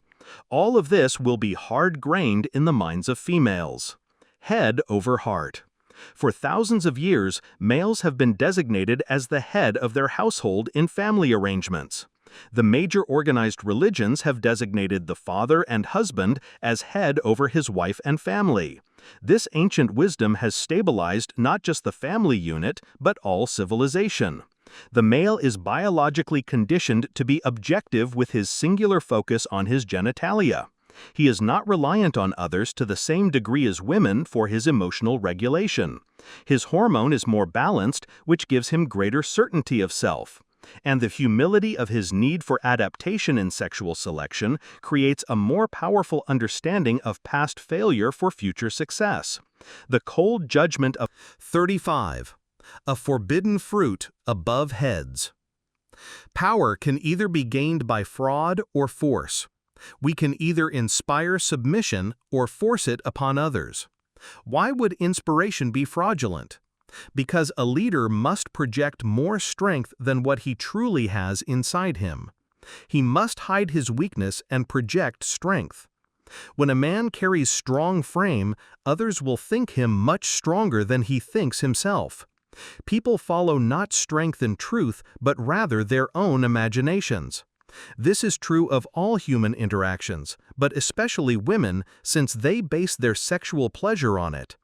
Is it truly a lie if a man is showing only strength and hiding his weaknesses? It is an exaggeration of truth that creates a fraudulent embellishment. The best stories are told with a flair of exaggeration. Legends and myths grow not from the bare truth laid out in autistic detail, but rather in the shared emotional connection with figures and events.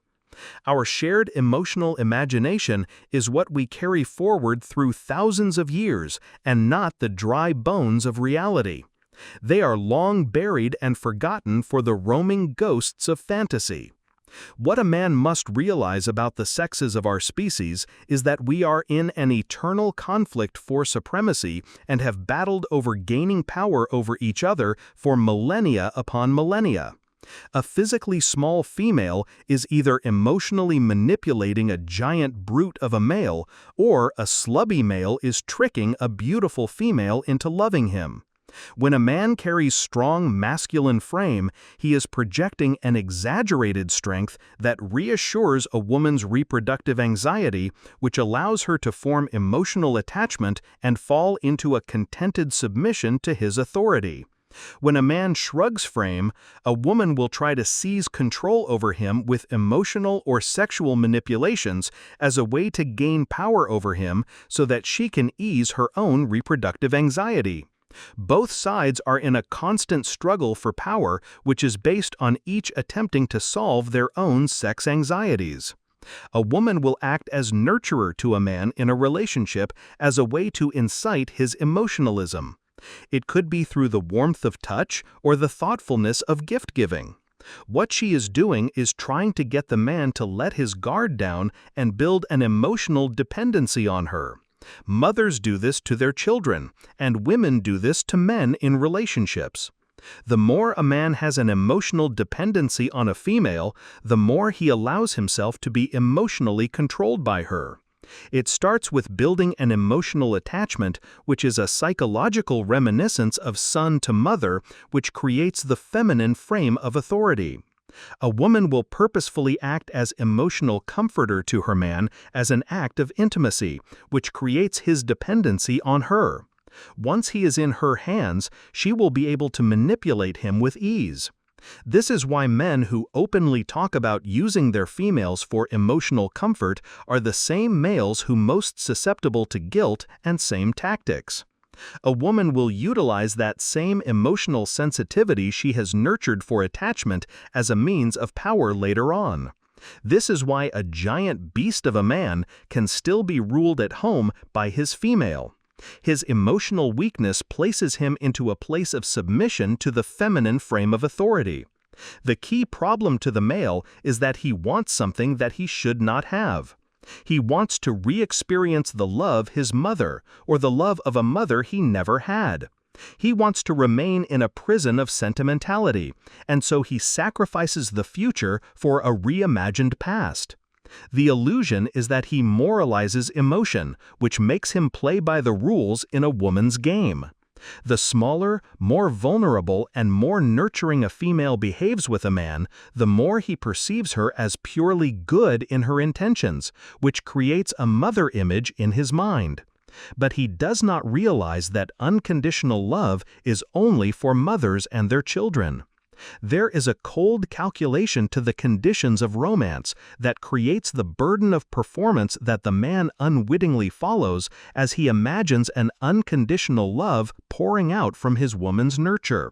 The giant male who is submissive to his female will view her as pure and moral in angelic fantasy.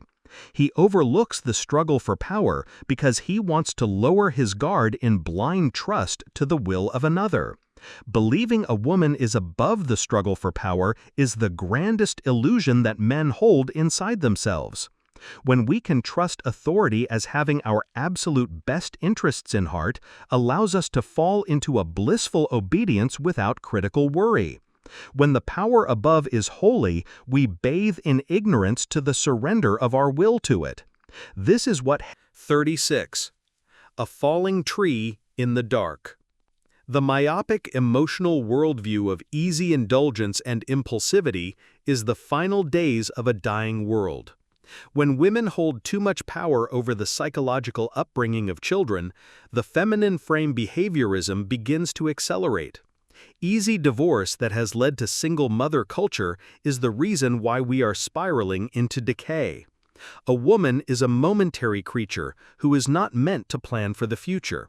She is meant for vulnerable attentiveness to the care of children.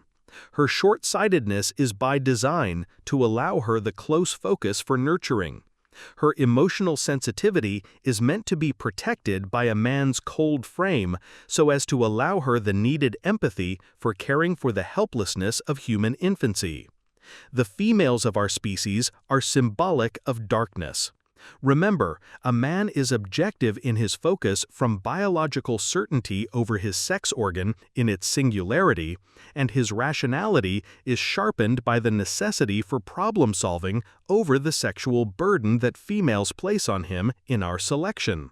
A man must learn from his past mistakes in repeated rejection in selection, which means he must humbly submit himself to the value of history.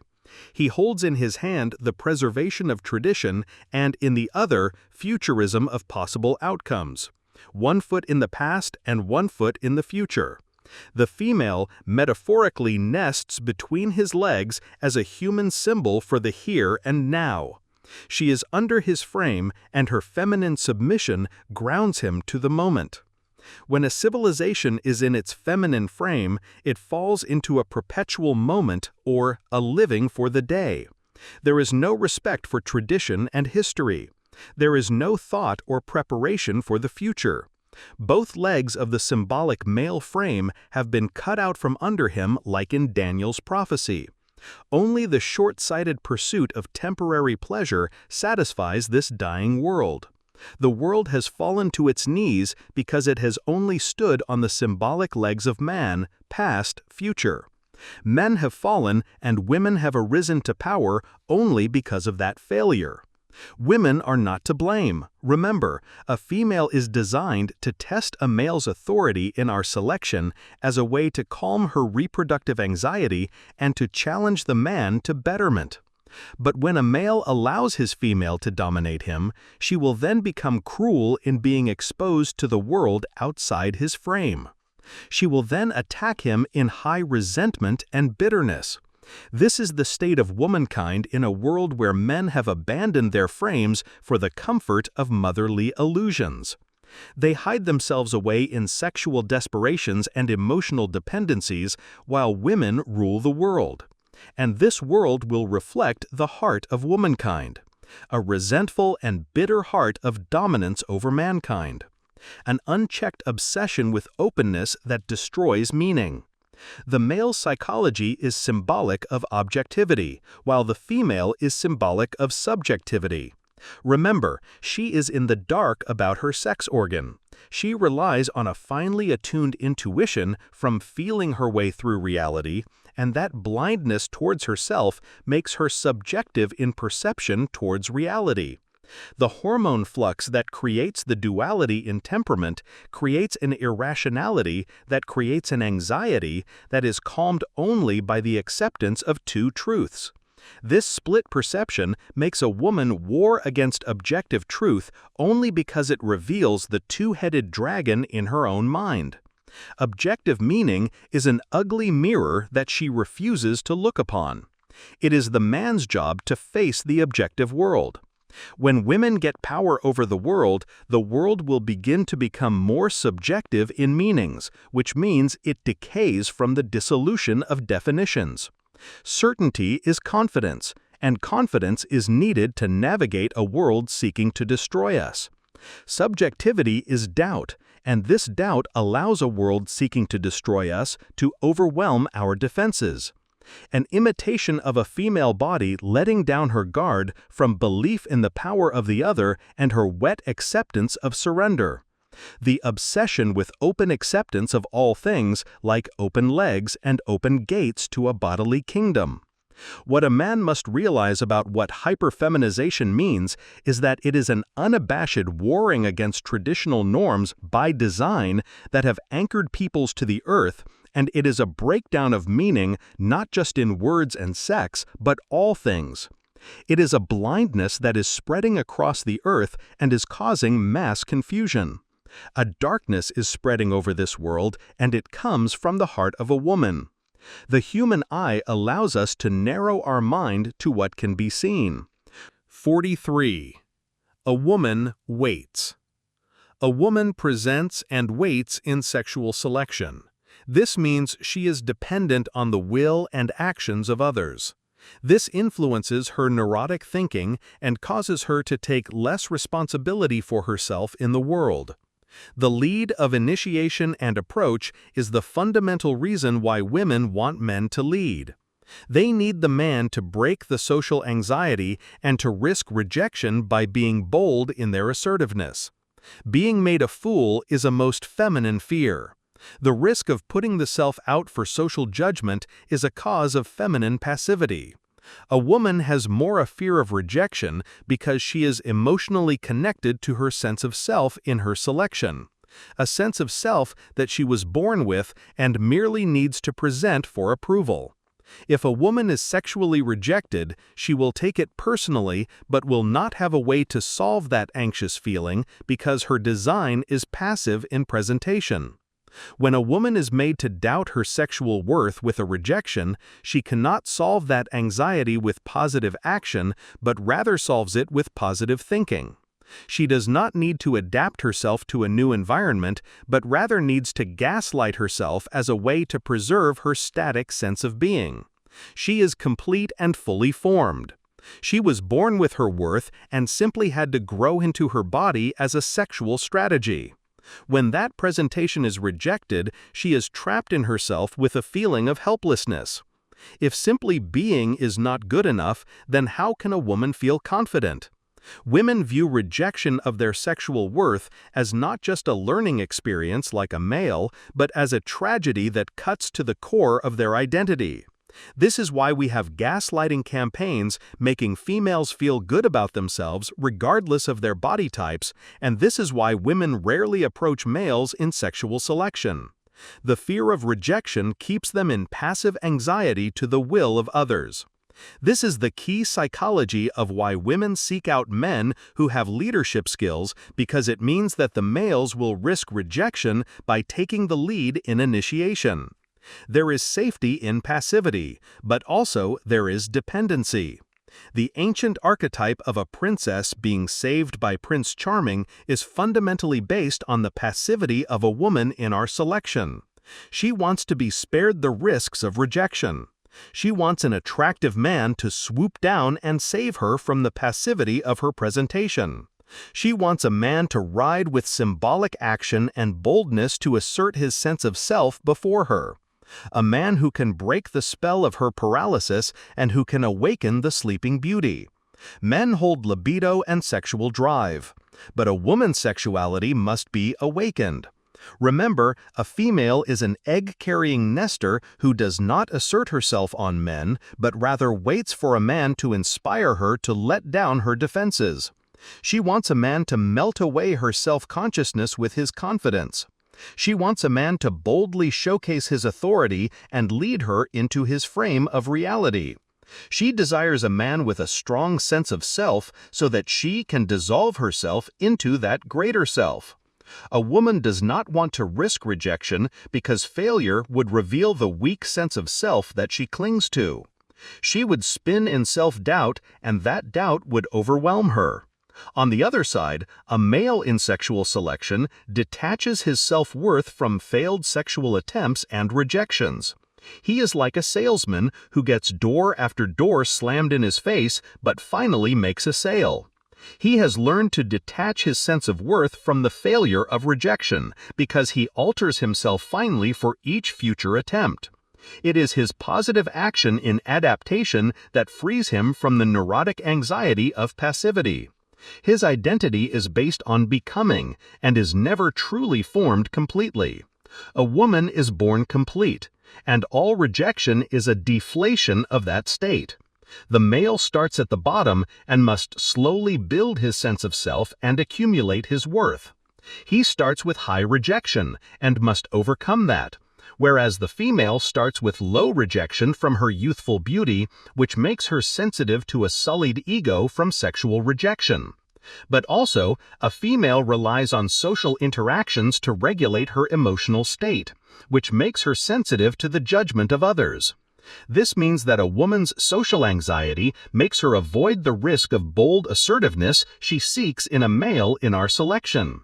Making her intent known with sexual initiations is taking a chance on judgment, and women fear social judgment most of all. Women submit themselves to each other with elaborate social shaming rituals, which makes them social cowards. A major reason why women are attracted to disagreeable men who are politically incorrect is that these men represent a world built for the weak. Women soften environments to increase comfort. A reason why women will have pillow obsessions where they collect pillows on sofas and beds. Why?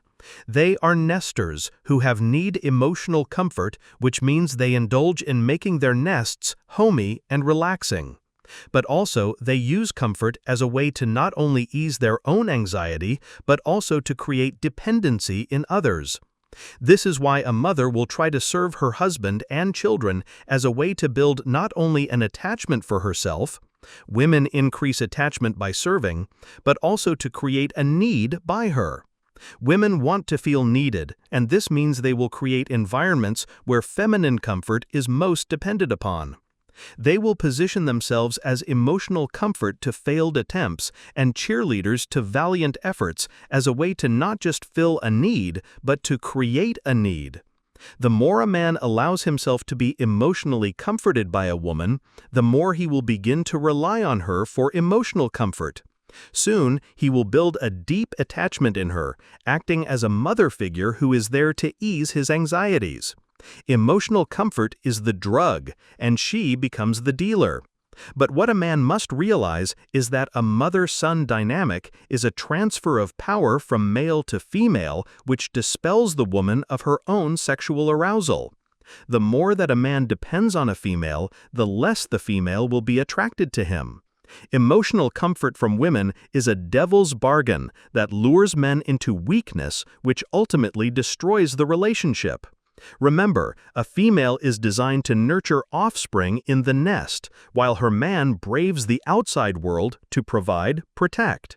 This means that a woman's algorithm of nurturing her young to create a bond for dependency is her strategy to increase her power not only in the nest but in the entire world.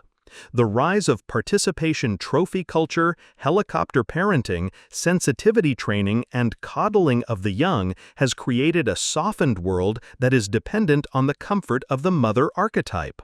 Modern females use nurture and emotional dependency as a means for power.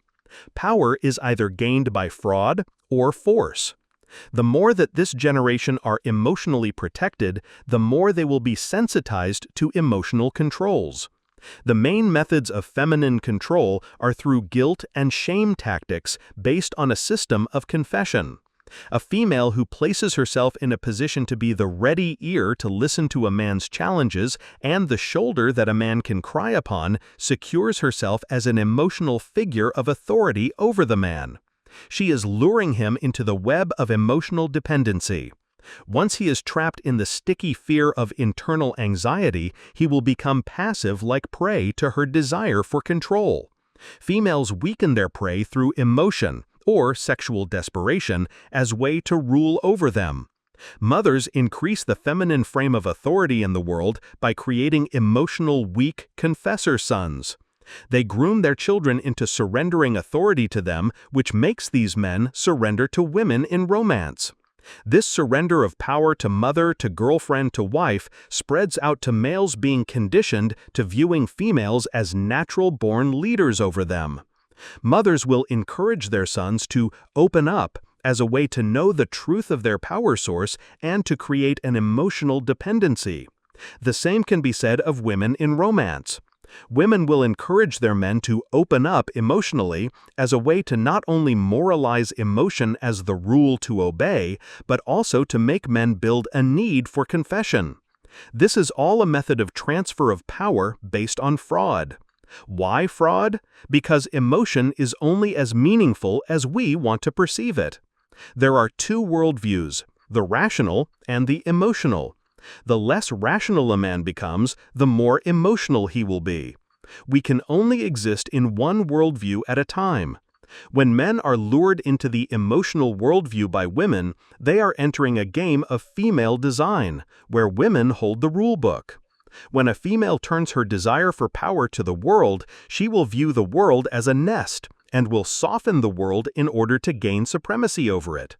She will sensitize people to the effects of emotional control. This is why political correctness and emotional protection of others' identities are being obsessively pushed by feminists. They are making people sensitive to language as a way to increase language control. Pretty smart, huh? Remember, females must rely on their wits as the physically weaker member of our sex. It can be broken down in the following. Encourage males to be open and expressive. This weakens individual fortitude and builds reliance on external figures for emotional regulation. The more need for emotional regulation, the more males moralize the importance. 40. The heat of power. Females will always war against male power because females will always hold reproductive anxiety with weak males. There are dominant females who believe more in their own authority than the males in their lives, and so they expand the current authority to the world that surrounds them. This was true 1,000 years ago, and this will be true 1,000 years from now. The rise of fatherlessness has created a void in the consciousness of modern women's minds over male authority. They have never had to respect men from childhood and see no reason to respect them in adulthood. Men have failed them. Their fathers abandoned them and chased their sexual heat like mindless animals. The men in their lives have begun to imitate egg-carrying nesters, which projects insanity. Women have good reason to distrust male authority in our times. And a female always has a good reason to distrust male authority since her reproductive design is based on it. It is up to men to calm females under their frame of authority. It is in a female's design to not only distrust male authority, but to submit to masculine authority. Females are not acting on their own accord. They are reacting to the state of men in their environments. All female empowerment is an animal reaction to male disempowerment. A woman is designed to test male authority and to assume command when she is with a male who spikes her reproductive anxiety. She then will look for other stronger males as a way to protect herself, her children, and any future children she might bear in sexual selection. She looks for power among men as a way to calm her deepest sex fears. She looks for a man who can frame her as a way to calm the chaos of her animal. All women want to be under a man's authority, but they must be inspired into submission. A woman craves to give her power away in a relationship from the primordial fear of knowing she will be incapacitated with child in womb. This unconscious fear informs all her behaviorism in a relationship. Once a man realizes how the burden of pregnancy affects a woman's psychology in sexual selection, his eyes will be opened to the truth of sex. There is no psychological meaning without biological necessity. Let us explore the sexual heat between a male and female in the sex act. The more confident the male is in his authority and direction during the act, the more aroused he becomes. But this also simultaneously arouses the female who wants to be directed and led through the act. The greatest transfer of power happens in the bedroom. A man may notice that some of the most bad-tempered women will be submissive with their men and will obey their authority. Why? Because they sexually benefit from that arrangement. They pursue the pleasure principle. They become sexually aroused by submission. All human behaviorism is based on some aspect of selfish pursuit. Women would never submit to men in relationships unless they got sexual heat from it. A woman is designed to transfer power in sex because she is a biological necessity to rely on a male as leader while she is incapacitated with child in womb. This is where the male must not only protect and provide, he must lead too. Let us ask why to this point, and this will open up the rationale behind it. Why do women say they want bold, assertive, confident, and take-charge men in sexual selection? They want to be led but do not want to say it. Why? Because most males do not inspire submission. This is why women reward men who take the lead on dates. Why? Because it signals that the men will take the lead during the sex act. Why would this be important? Because the leader-follower dynamic calms a woman's reproductive anxiety that she holds over the unconscious realization of not only the burden of pregnancy, but also the reality that she will be incapacitated from that burden. A female is innately aware that she must not only transform her body with tremendous biological resource, but also surrender her vision of the surrounding world so as to become hyper-focused upon her offspring in the nest. She knows that she requires a male who can brave the outside world and who can handle the major concerns that surround the nest. And this very innate wisdom informs all of a female's sexual pleasures. She craves to surrender her authority and power in sexual selection because she is wise to the reality that lies ahead for her. Let us zoom into the actual arousal that occurs in the sex act. A man who exaggerates his authority in sex will not only arouse himself, but will arouse the female. 30. Women groom men for power. A female in our sexual selection rewards all the qualities in a male that most empowers him over her. One of most confusing things to a naive male in our selection is how women will seek out bad boys and reward them with sexual access. Why would a female reward a man who is considered bad, or in other words, rebellious? When a man understands what the most successful qualities that lead to power, he will understand the qualities that attract females. They are hummingbirds to the sweet nectar of power. Just as Eve wanted to see behind the curtain of power by eating of the forbidden fruit, all women are by nature drawn the greatest power in their environment. What does it take to get power over others and to keep that power? It takes emotional detachment, lack of sentimentality, a shrewdness to human psychology, entitlement to power, and lack of guilt in having more than others. Let us break down each one in relation to power and how it applies to sex. A woman's inconsistent emotionalism is reassured by a man's consistent emotionalism. The consistency that a masculine man has over his emotional state acts as an anchor to a woman's inconsistent mood. Her inconsistency in emotion creates anxiety because it makes her challenge her previous state, which creates a feeling of irrationality. Women innately feel irrational by their monthly duality, and this is why they seek out the singularity of a man's even temper to regulate themselves. This is true of a female to a man, and this is true of a crowd to a leader.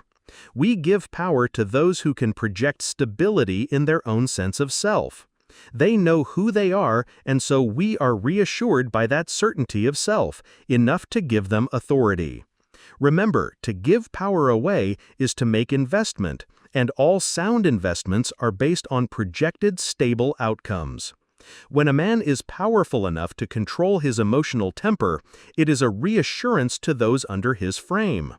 Now let us go to the next point, lack of sentimentality.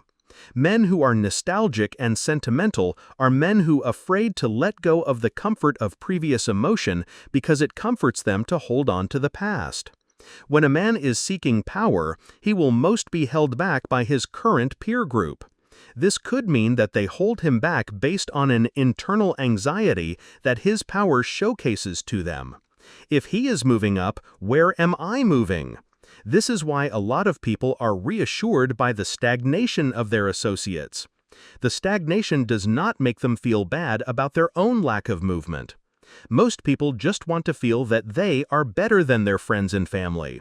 And so, a man's friends' families will have doubt in him as a way to keep him small so as to make them remain in a feeling of bigness. A man who seeks power is a threat to existing power. But also, a man's associates may have varying degrees of imperfections that stultify them into retardation of behaviorism. They do not want to seek power, they only want to get high and enjoy their small hedonistic pursuits. And they will try spread their slacker habits to the man seeking power. This is why a man who seeks power must be strong enough to leave friends behind and make new, more powerful friends.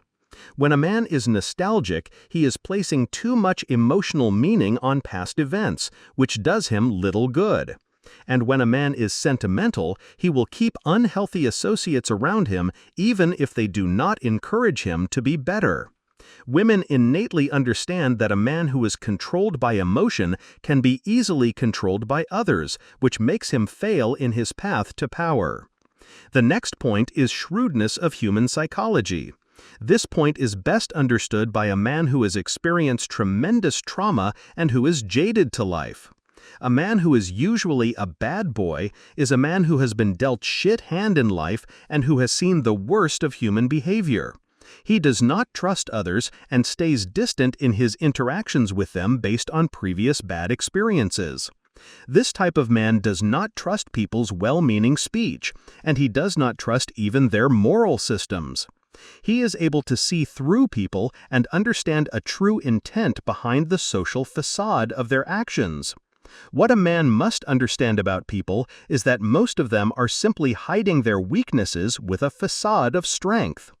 This can be seen in a blowhard type guy who puffs up himself through a know-it-all attitude, as well as those who make up stories to appear greater than they are. But also, this applies to people's morality systems, which fall into what is known as slave morality. Those who have little wealth demonize having it, just as those who fear complexity will moralize simplicity. This is how a bad boy sees 44. Desperate lies. A woman is innately dependent on a male leader in sexual selection, which makes her lack empathy for the male's burden of performance. She does not feel shame or guilt in using a male in her selection, and using fraud to deceive the male into that selection. All power is transferred by fraud or force. This means that a woman must rely on her wits to navigate sexual selection to her benefit. She uses emotional gaslighting and use of language to transfer power from a male to her. When a woman gets a male to open himself up in vulnerability, she is unpacking the truth of his authority to reassure her reproductive anxiety, but also gaining information to use for her advantage against the male in power transfer. A woman does not feel as guilty as a male in deception because of her feeling of helplessness. It is her passivity in our selection and her irrational feeling from her hormone flux, along with her innate knowing of the extreme biological burden of pregnancy, that allows her the freedom from guilt-shame in her use of fraud in our sexual selection.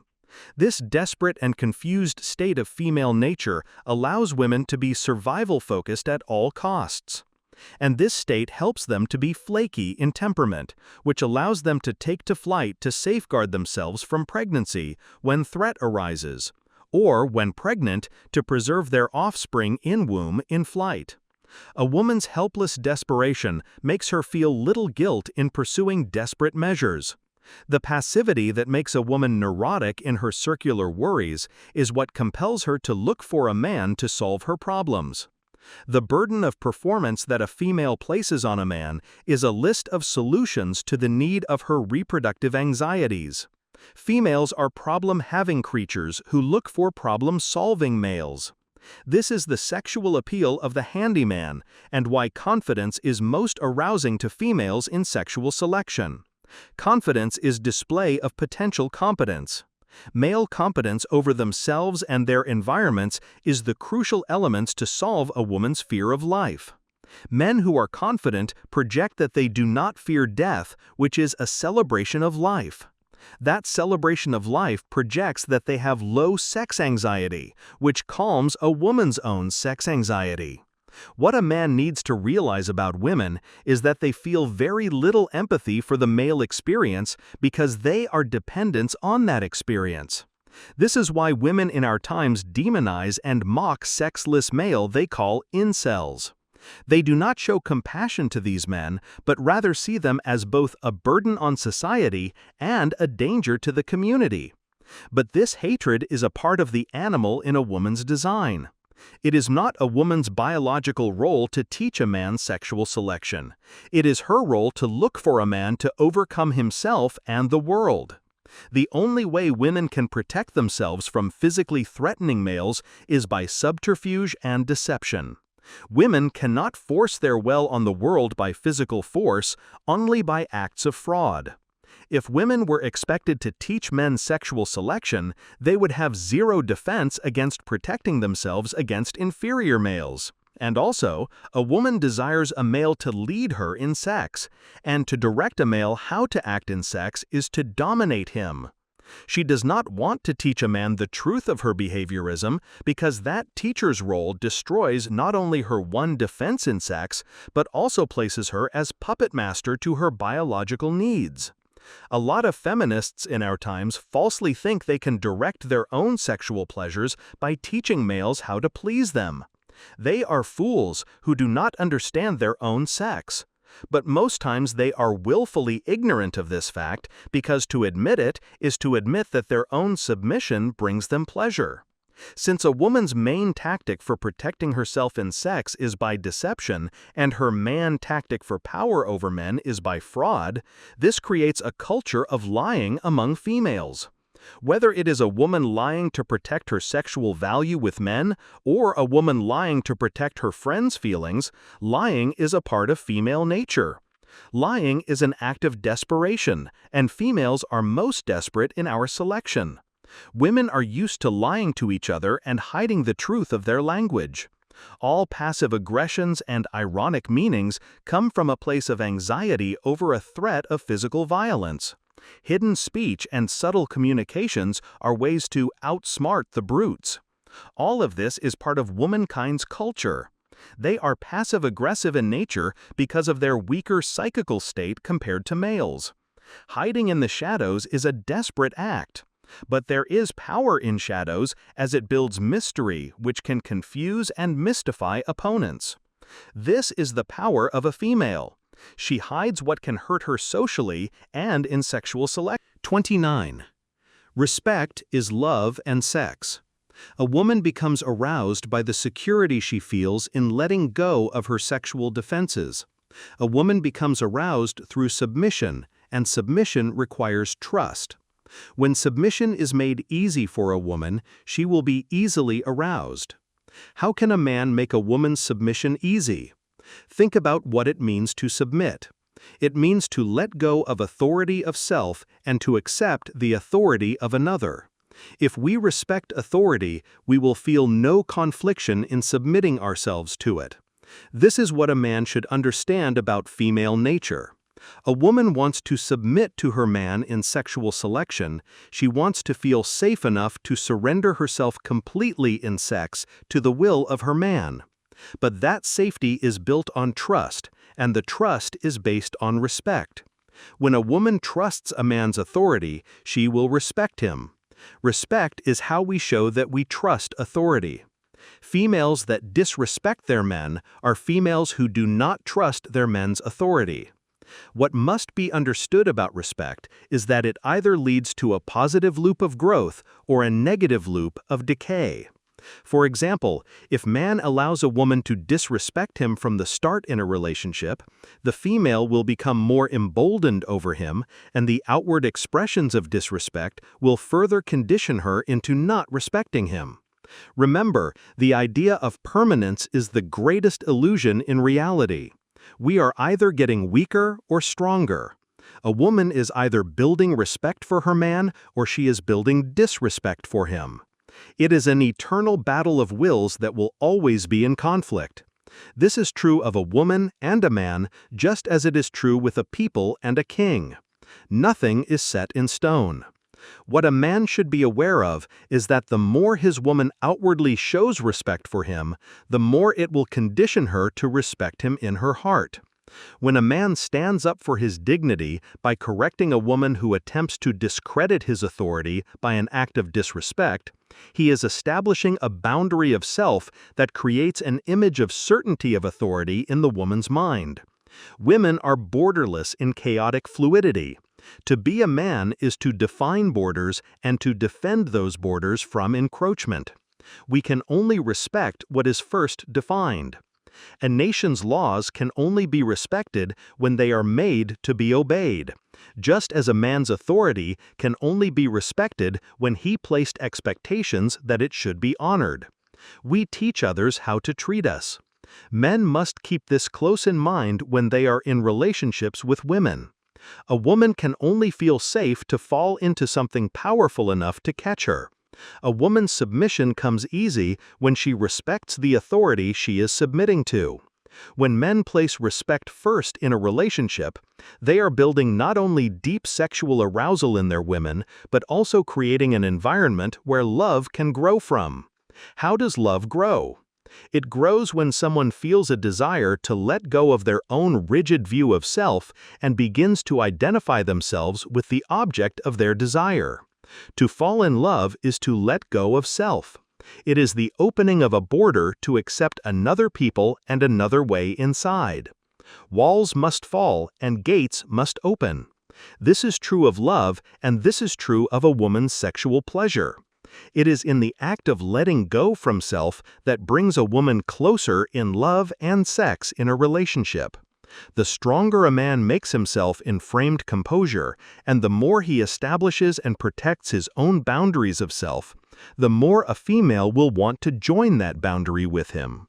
He defines himself and protects that definition with consistent enforcement, which draws the woman within that definition. That is the need for security means to a woman. She must feel safe to be free from herself, which means she must feel trust in the definition of the man's frame in order to join him there. When a man allows a woman to disrespect his boundaries, he is weakening how she perceives the strength of his sense of self. She crosses boundaries without recompense, which makes her lack belief in the definition of the man himself. This is why men who allow themselves to be disrespected by their women eventually turn into the cuckold voyeurs who passively watch their own humiliations. They have become invisible not only to the world, but also to themselves. They exist in an emasculated non-existence where reality passes over and through them. These men hold no substance in their lives as people walk over them. They lack the will to stand up for themselves and to clearly define themselves for others. When a man stands up for his honor, he is establishing a backbone and making himself a presence in his reality and not just a phantom. The key 18. Earned ego and humility. Men start at the bottom in sexual selection and must climb up, whereas women start at the top and slide down. A man must fail over and over in sexual selection to figure out a female's behaviors so as to overcome her misleading verbal subterfuge and guarded nature. A man must become, while a woman merely needs to be. This inherent need for adaptation in sexual selection creates both an earned ego as well as sense of humility in the males of our species. When a woman fails to capture a man's interest in selection, she will puff up her ego and deny that she needs to learn a lesson. But a man in selection, when he is rejected by a female, will become inward-looking to how he failed to capture her interest. Men must become like salesmen in sex, while women must present themselves as customer to the advances and strategies of men. This is root reason why men become strategists in worldly affairs and are conditioned into problem solving. We must solve our sexual problem, which compels us into this frame of thinking. The way each sex handles rejection in our selection informs their behaviorism in all things. As men, we must not feel defeated in rejections by women, we must not let it affect our ego, but also we must not view our behaviors as perfect. We are able to separate behavior from love of self. Women inherently see themselves as complete and do not separate their egos from their actions. It is a sense of being versus becoming. It is a privilege of passivity. A woman's emotional protection of ego defense, which puffs up her sense of self, is what prevents her from the humility necessary for adaptation. What separates animals from humans? It is our high consciousness. What is that higher consciousness? It is the humility needed to abandon failed strategies. It is the humility needed to break mad loops.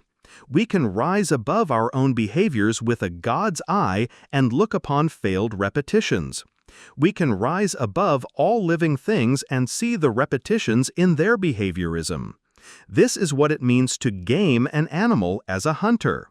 Man is the ultimate hunter in reality. We know what it means to bait and trap. We know our own weaknesses and the weaknesses of our enemies. This means we must not moralize weakness. This means we cannot lie to protect our ego. Humility is sight to the blind. It is the gateway to higher consciousness. A higher consciousness that separates males from females. It is conditioned humility in the sexual selection of our species. Women create barriers and walls for men to transcend and overcome. Sex is problem-solving, and man is the fundamental problem, not the woman. Aha, see? Females create problems to overcome. But in reality, females point to the problems that exist in a male's behaviorism. Sex makes us better as not just men, but as a species. Women train men to lead. They train men to overcome weak behaviorism.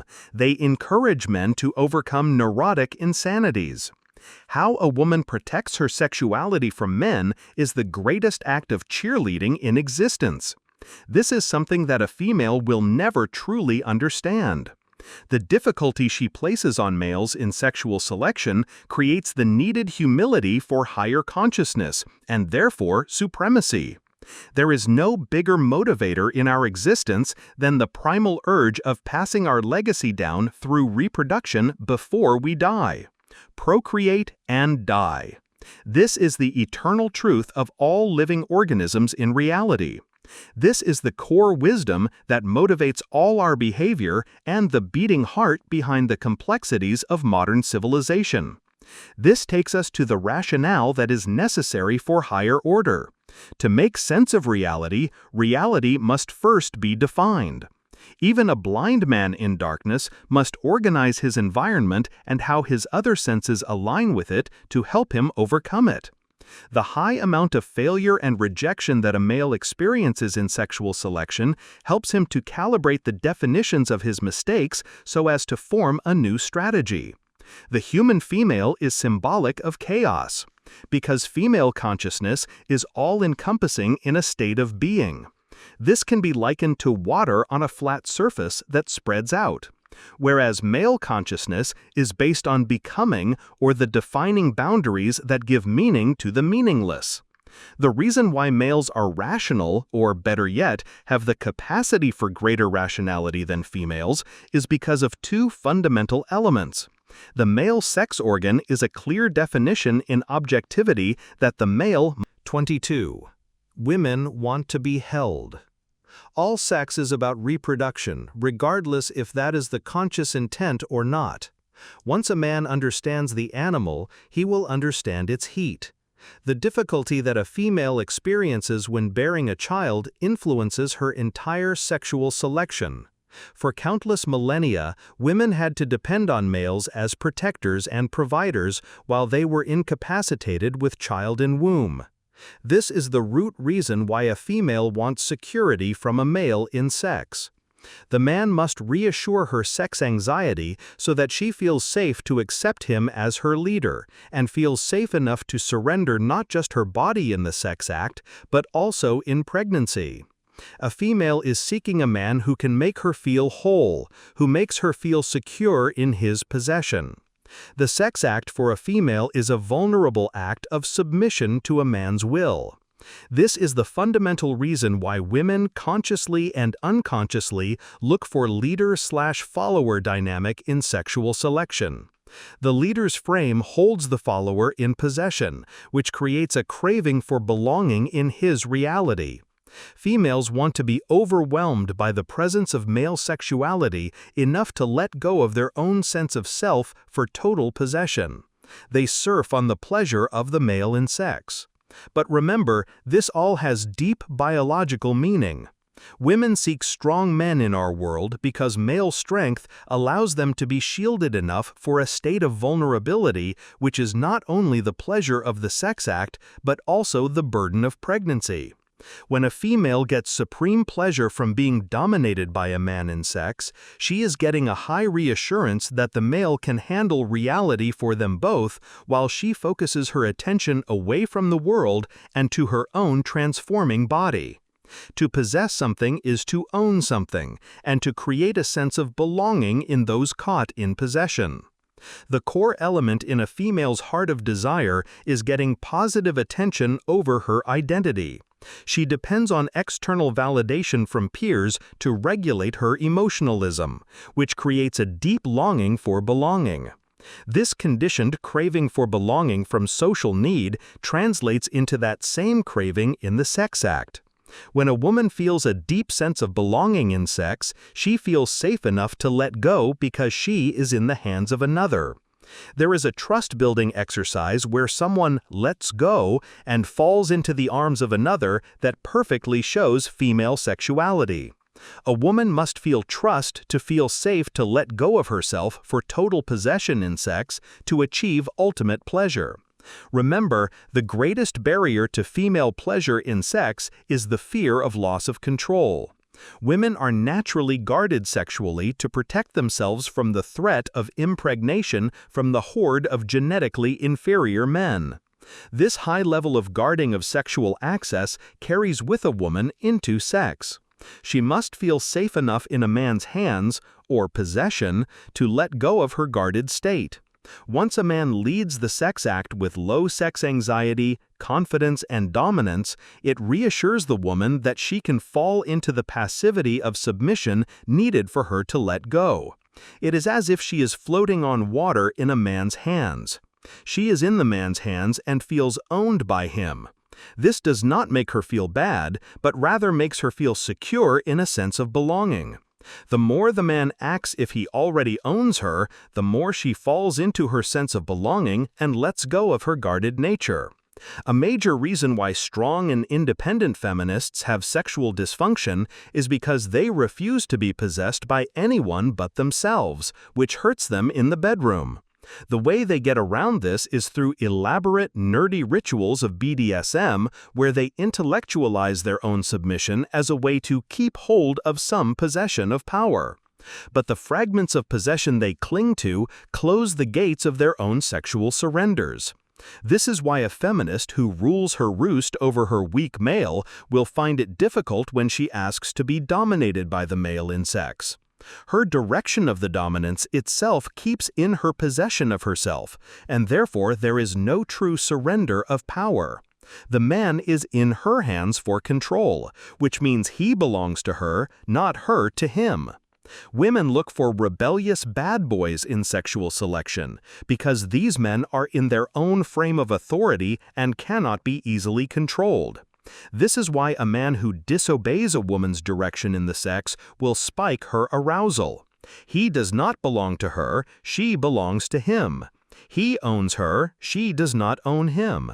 She is in his hands, he is not in her hands. When a male takes lead in sex and does not fear his own pleasure, it acts as a deep reassurance of the strength of his frame over the female, which allows her to 20. Seeing in the dark. This generation of men who were made blind by the overstimulation of their eyes must find another way. What can a man do when his own arousal is limited by the collapse of his erotic imagination and the desensitization of his eye? He must venture into the dark. He must listen to the wisdom of female arousal. As men, we look upon the world in our male gaze to capture sexual interest. We learn to overly rely on the eye for our erotic stimulation. If a man is losing his erection in the middle of the sex act, he needs to find a new way to hold his own excitement. A lot of men in our times have been sexually blinded on purpose to pacify them into a state of harmlessness. The greatest fear that a woman holds is to be raped by an inferior and desperate male. The widespread propagation of free pornography is a tool to blind the male gaze so as to create an epidemic of males who could not pose a risk of rape to females. They have been neutered not by physical force but by digital allures. They walk the earth blind in search of erotic meaning. Our generation, more than any other generation, have been destroyed and disempowered on purpose. The vast majority of males that are no longer in monogamous arrangements and who no longer have the dignity of a family are viewed as a liability to the feminine imperative. They exist like worker drones who are fed stoic teachings to make them strong in their own invisibility. They are encouraged to be good soldiers standing in the dark of their own despair. These suffering men no longer have sexual virility and power to transform the world. Their erections have softened and their imaginations have been torn from their skulls. Only cartoon vulgarities can stimulate this infantilized age of men. They cling to their perversions that arouse a small pulse of blood into their sex organs only to desensitize them further into a dead state. We no longer realize that only by fasting can we achieve hunger. We no longer realize that only by modesty can we rebuild the eye. A beautiful woman's body hidden in delicate cloth and yet burning bright in our minds. Close your eyes when in the middle of sexual heat. Close your eyes and do not focus on the female body. Do not focus on the hand that touches. Focus on the single erogenous zone that we carry. One singular objective point in the wet acceptance and embrace of a woman's body. She accepts us and we must have faith to let go of our eyes. Only touch and feel. We are with her in the dark. Her fingers close our eyelids. There is only the touch of skin and what possibilities exist in our minds. This is the natural state of a female who understands her own pleasure. Eyes closed. No light in the darkness. Total surrender to the innate darkness of female psychology. Women have never relied on their eyes for sexual arousal, and a man can learn from this when his own eyes fail. This is a way to rebuild the tower of stimulation that we build in our mind. Think, why does a man become aroused by his eye? The eye is merely a trigger to the erotic imagination. It is a trigger to possibilities of touch and ownership by hand. It is a trigger to the arousal of our penetration. The eye is only a start, it is not the end. When a man relies too much on his eye, or when his eye has been burned out by too much pornography, it is not the eye itself that died, but the erotic imagination in his mind that has diminished. Pornography is the death of imagination. It is vulgarities laid bare in the spotlight of what is and not what can be. It destroys the capacity for erotic planning as the vulgar images cuts a pre-planned plot that removed the mental struggle that creates conflict needed for stimulation. Conflict is good. Conflict is great. Conflict in the mystery of sex is what creates the greatest arousal. Porn kills our minds. It kills our arousal. Porn is cock poison. But do not give up hope in yourself. Do not let the sex anxiety increase a fear of performance. You can overcome this, but you must have faith in the darkness of delight. Protect the eye. Protect the eye from this world that seeks to blind you. But just as importantly, do not fear letting go of the eye and surrendering yourself to touch. A denial of will. It has become common for females to defend homosexual males not just because they are defending their incel fear, but also because it represents freedom from reproduction. 31. The calm of man. What makes a man a good leader of men is also what makes a man good with women. The key to this is with the calm and confident behaviorism of masculine frame. But more specifically, the projected meaning in a man's frame is the appearance of low neuroticism. The more neurotic or anxious a man behaves, the less others will trust his authority or want to follow him as a leader. Even if a man does not think he is anxious, does not mean he is not anxious in truth. All fast behaviorism holds nervous energy based on unconscious anxiety. When a man eats fast, drinks fast, walks fast because he thinks he is most efficient with time, he shows his ignorance of his own anxiety. He exists in flight mode and rationalizes away that anxiety with a narrative to protect his ego.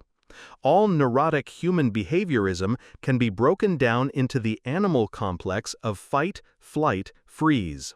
When a man is in a stress event, he will fall into a neurotic display of anxiety to handle it. His body will flood him with adrenaline as a way to prepare him for response to a possibility of death. That flood of adrenaline will cause him to shake and will disrupt his control over his own body. The displayed lack of control over the body and the projected fear causes others to lose faith in his authority. When a man carries masculine frame, he becomes rationally aware of his subtle expressions of anxiety and controls them with his willpower. This projects low neuroticism, which causes others to place more trust in his authority. But also, the slow movement causes an expansion of meaning to grow in their imaginations, which give further power to his image. The slower someone moves before our eyes, the faster they move in our mind. This causes each follower to discern the leader as they want to picture him in their mind's eye. The slow behaviorism of a leader, which displays a lack of fear of death, is simultaneously displaying a celebration of life. Women seek out leaders of men to impregnate them because the behaviorism itself projects belief in life itself. A female is innately anxious and a neurotic as the passive one who must wait and depend on the active male in our selection. The more we depend on others, the more we will hold negative emotion based on the imagination of possibilities. When a man switches himself to assertive from passive with women, the less neurotic overthinking he will hold, which will influence his behavior. Frame itself lowers neuroticism because we teach our mind how to think by leading our body with our willpower. This is why a man who teaches himself to speak less will depend less on the need for external validation. He himself has built up his internal fortitude, which frees him from the external peer pressure that further increases his neurotic feeling. When a man moves slow and does not overcompensate himself based on fear, he projects a feeling of security from danger. It is this projection of security from danger which allows others to follow him. The security he projects allows women to feel safe submitting themselves to him in procreation because it eases their reproductive anxiety. This is why the more men act unframed with high neurotic display, the more anxious females will be towards reproduction. Women will obsess over overpopulation more and more as men become unframed. It is the men who are scaring the women away from reproduction. The women are already anxious by nature from being passive participants in our selection, but that base anxiety will turn to hysteria when it is not calmed by the male's frames. They require the certainty of self that a frame projects them to. They require the celebration of life, or lack of fear of death, that calm and confident composure projects them. Only then will they feel comfortable trusting male authority and submitting in our sexual selection. A woman must be shown, not told. A woman easily falls into doubt about her mind and must overcompensate herself in reassurances. This feeling of uncertainty makes her easily doubt the existence that surrounds her. She is yes and no. She is hot and cold. She equally accepts and equally rejects all things. She is designed as a reactive external figure to a man's authority. This is the reason why women test a man's confidence and patience. They will readily admit that they test men. Most times they are not aware of why they test, but still do. The reason is that they are motivated by a primal instinct to reassure their internal doubt about external reality. They most test their male's authority as a way to ease themselves of their own 25. Sexual freedom. All things in human existence have sexual meaning. The world is shaped not just around the male sex drive, but from its adaptation in sexual selection. Civilization grows from the confidence of males, and it falls when males lose that confidence. Human sex is the great motivator on this earth. How we control our sex is how we harness energy. The most powerful inventions have come from men who redirected their sexual energy to them. Males are problem solvers, and the problem of how they solve their reproduction is how our reality is formed. A young man who writes philosophy, who invents and who solves problems, is focusing his sexual energy to other means. The beating heat of his motivations comes from how he fulfills the burden of performance that females place on him. He knows he must become useful, and so he solves problems. The riddle of sexual selection is the greatest riddle of all. How can he secure sexual access with a female and reproduce before he dies? And how can he protect and provide for his offspring when they are born? How can he bring order to his family structure so that his offspring will continue in this world with success? This is the fundamental worry in the heart of man: how to reproduce and how to guide his reproductions to success. How to pass down sanity and belief in self to the next generation. The reason a civilization rises is because the sexual power of the people is utilized for other tasks. All things grow when there is belief in tomorrow, and the stronger the belief in tomorrow, the more power a civilization attains. When the moment is forsaken for a future time, creates growth for that time. Living only for the day is a beggar's mind. When we place base pleasure at the expense of tomorrow, we get a forsaken future. The sexual maturity of our species happens much earlier than the full formation of our brain. A male and female will be able to reproduce with each other long before they have full capacity for critical thinking. The frontal lobe is not done growing until we are in our mid-20s. But a male or female will begin to have sexual urges a decade prior to that final formation. When the sexes of our species propagate without the completed sanity of our minds, they spread disorder and madness. This is why the most primitive people on Earth have very little control over their sexual behaviorism when they first begin puberty. They begin to have sex at the earliest urges and cannot manage their family units because the units themselves were formed before their brains were formed. When a people teach their young to control their sexual urges until the mind matures, they are able to manage their family units with more success. While this makes sense and sounds simple, it is a complicated task to teach the young in controlling their passions. If a boy is raised by a mother who is impregnated as a teen and his father is out spreading his seed with as many women as possible, the boy will most times continue that same process. The family unit can never stabilize with the father-mother in harmony to pass on the needed dual consciousness of male-female that creates sanity in our species. The children are never taught control over their sexual urges, and so they never capture the energy needed to build their tribes and communities up from the grass huts. When all base pleasures are easily met, there is no energy to redirect. This is why we see that the earlier we indulge in our sexual behaviorism, the less civilization we will have in our nations. Look to the sexual behaviors of the greatest civilizations, and you will find systems of sexual suppression. Primitive people indulge themselves at the expense of their own future. The family units fall apart because families are formed before the brain is formed. The prefrontal cortex is the part of our brain that brings critical judgment to our mind and helps us with impulse control. But when a male and female raise children before their own brains are formed, they will pass down a psychological imprint absent of patience and impulse control. These further spreads the rise of promiscuity and children born out of wedlock as a cycle of animal indulgence spreads. But let us dig deeper into the psychology of early sexuality and what this means to our species. Remember, the programming in our species, just like all species, is procreate before death. When we do not believe that we will be alive much longer, we will have little desire in holding back our primal urges.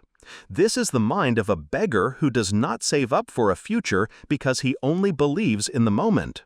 The earlier we feel the need to procreate, the more we are telling ourselves that a future does not exist. If we save our sexuality for a future time, we are psychologically reassuring ourselves of that future state. Procreate before death. But if we choose not to procreate at a young age, we continue the belief. 37. Hiding among innocents. The more power someone wants over others, the more they will be held accountable when things do not work out. To be in charge requires great mental fortitude and emotional detachment. There is a tremendous burden of stress to those who lead great crowds of people. The reason is that the people under their frame are dependent on them, and this means that those who depend will place all blame on the leader when they fail. This is true of a president, CEO, and it is true of a father. When shit hits the fan, it is the leader who everyone turns to.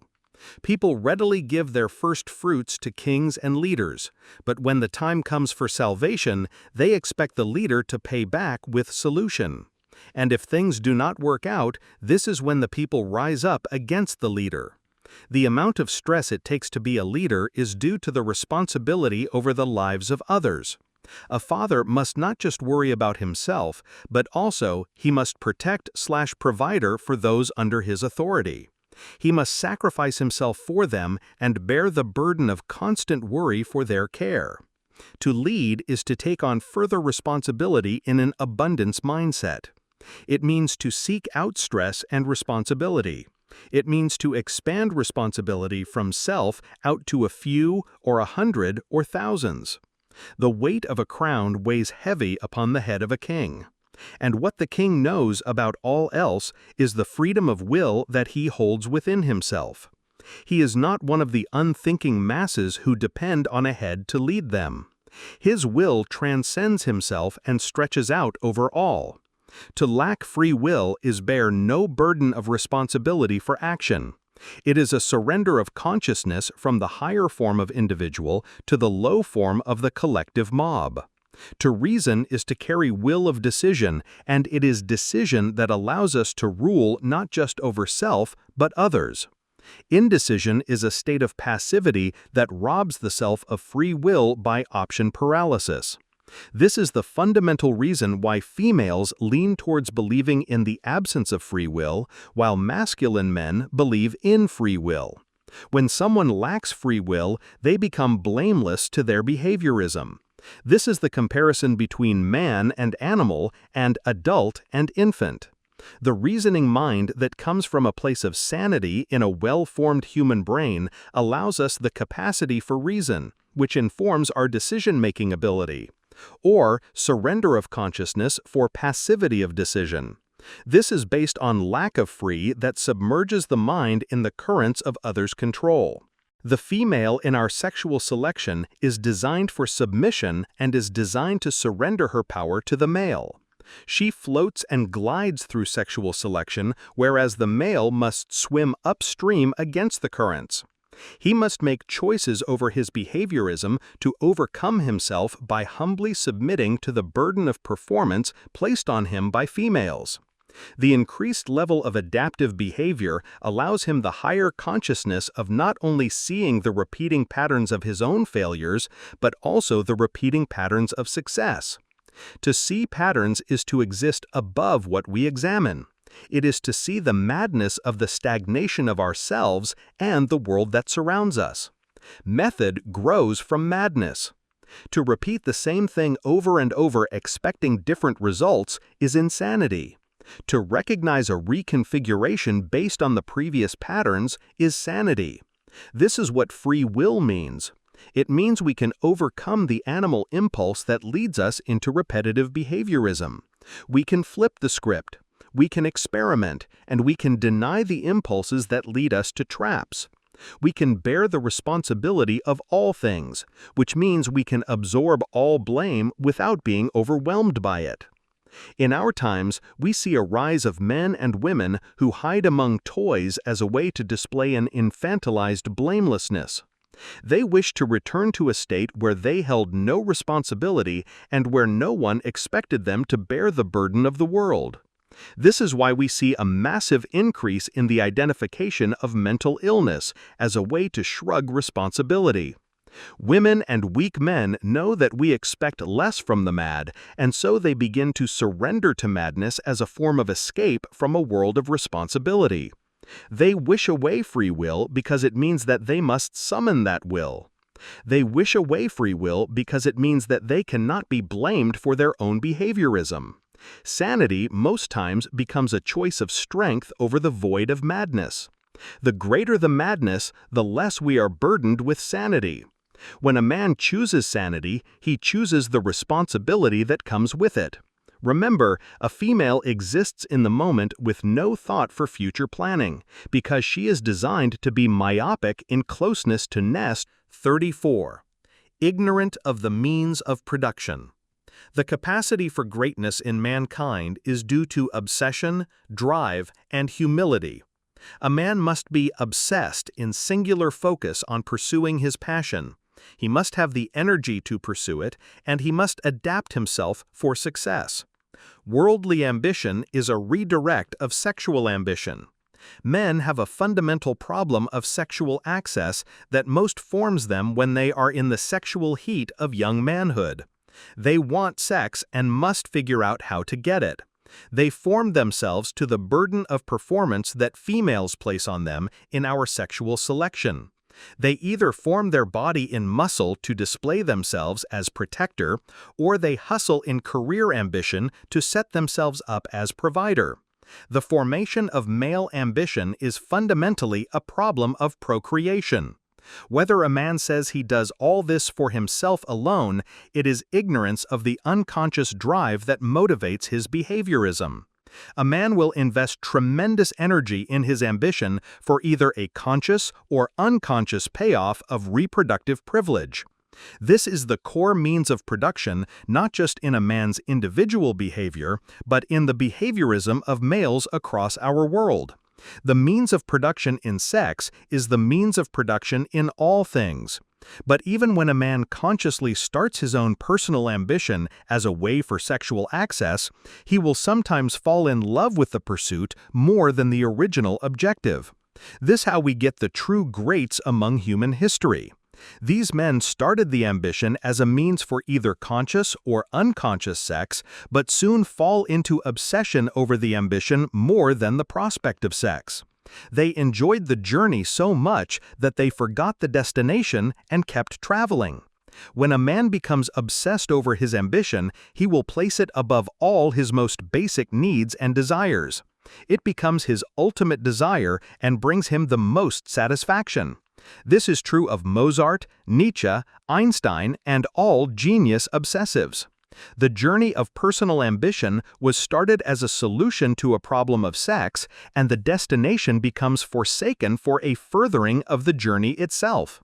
But it is the female's burden of performance in our selection which conditions males for greatness. When a female places a varied criteria of expectation of a male in sex, she is ultimately telling him that he is either worthy or unworthy of reproductive privilege. A lot of men think that male superiority comes from a biological reason, which ignores the greater psychological influence that the female places on the male in our selection. But it is not just the burden of performance that creates male superiority, but rather the amount of rejection that men experience in our selection that grooms them in the humility needed for greatness. To be great requires not just the ego to impress our will on the world, but also humility in allowing the world to shape us. This can be perfectly illustrated by a male who wants success with women. He must feel himself worthy enough to make attempt of his desires by approaching a female, while at the same time accepting a female's rejection as a personal failure on his own part. It is a mixture of ego and humility. We must summon a sense of worth enough for making attempts while allowing our sense of self to be shaped by a truth outside ourself. For example, a man must be brave enough to enter a cave that holds grand treasure, but humble enough to lower his head to enter the cave's mouth. Higher consciousness is a fancy way of saying super-adaptation. The capacity to learn from failure is how our species is able to adapt to the world that seeks to destroy us. Insanity is in doing the same thing over and over while expecting a different result. We show sanity when we reconfigure our attempts in failure. Sanity is growth, while insanity is stagnation that leads to decay. When a man learns to be good with women, he must sacrifice his preconceived view of how women should be and lets the reality humble him. He must overcome himself to be something greater in the world. He must summon a drive in the world to solve his sexual problem. He is not allowed to act as an egg-carrying nester and merely present himself for approach, but rather make brave attempt at risk of failure. A man must risk the humiliation of rejection, which humbles his ego and allows him the necessary emotional detachment for repeated trial.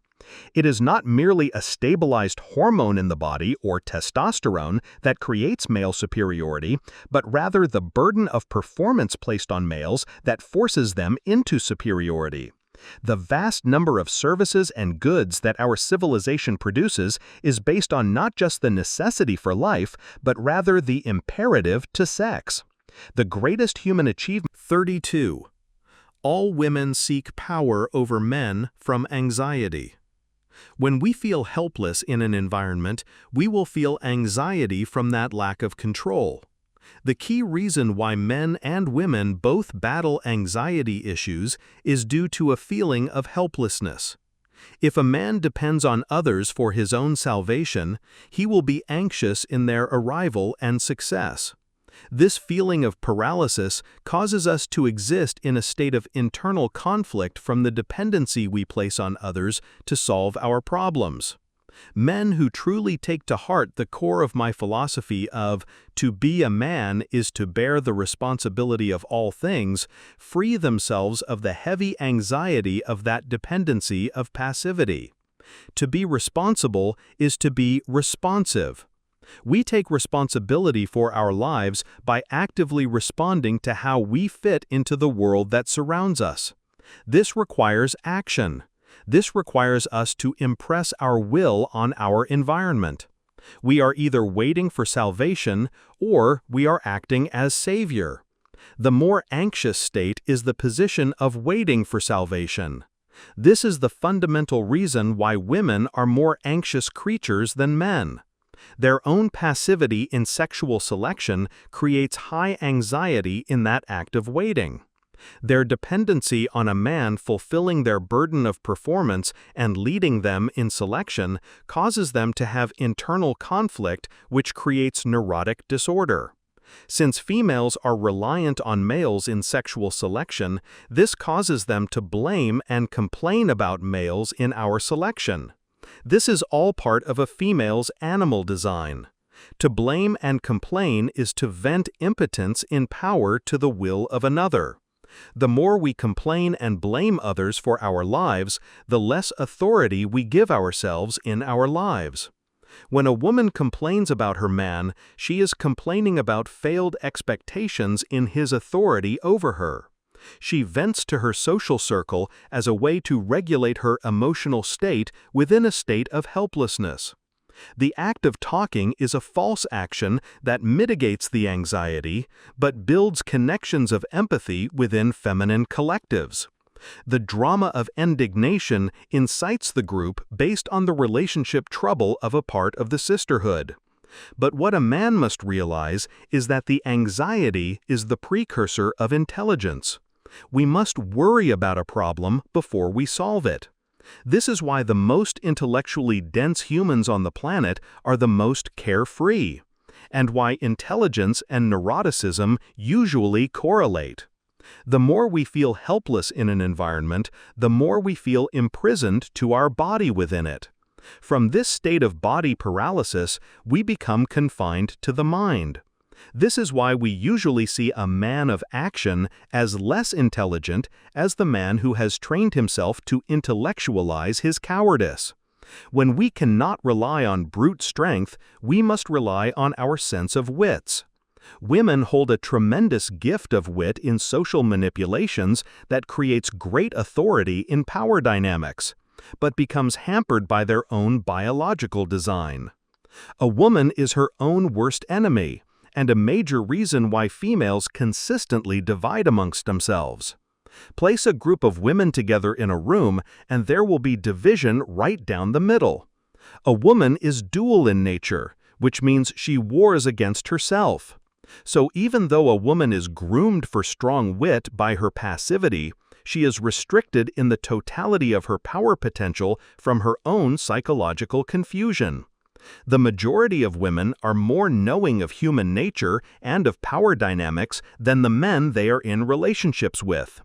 This state of knowing causes them tremendous anxiety, as they feel their authority is sounder than the authority of their males. A reason why women seek out bad boys is because these types of men project a more solid knowing of the power dynamics of the world. They exist above the game that others do not know they are playing, and therefore gain advantage from that knowledge. Women easily fall into a mother-son dynamic with their men because they are conditioned to understand power dynamics more than the average male. Why?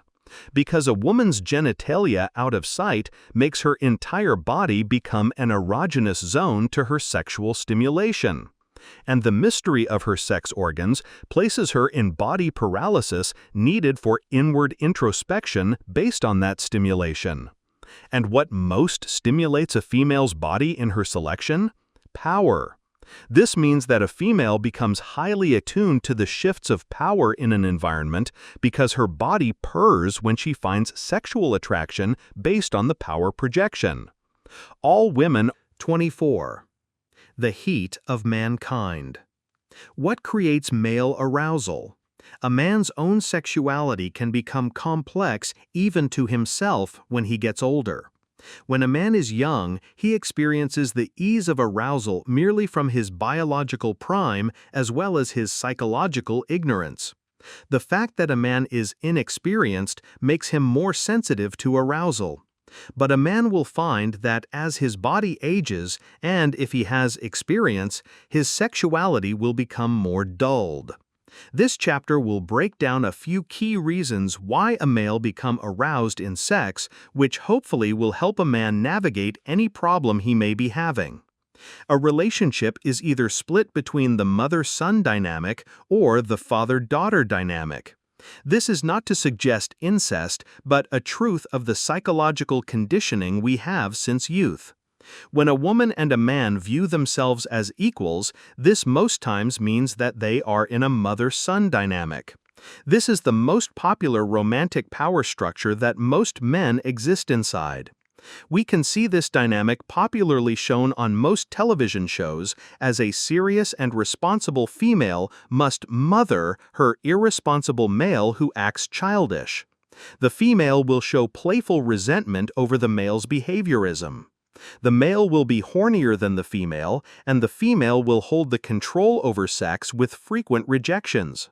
When sex does happen, the male views it as a special occasion and the female surrenders to his desires in tired acceptance. When a man exists in a mother-son dynamic with his woman, he will be the more aroused one in the relationship, and his woman will have sex not from her own desire, but rather as a chore to please him.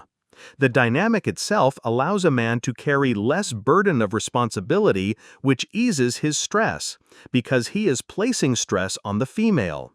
With less stress, he has more energy to focus on his base concerns. But there is something more to this dynamic, which further arouses the male into sexual stimulation.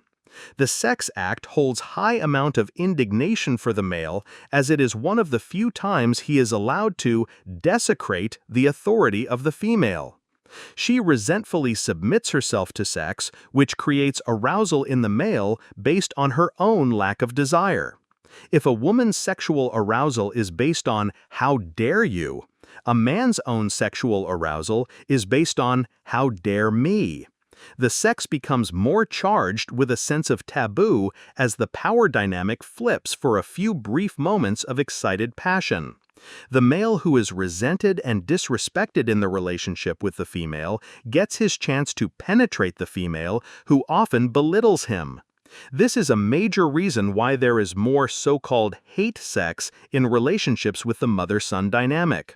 The male gains confidence through his own view of sexual payback.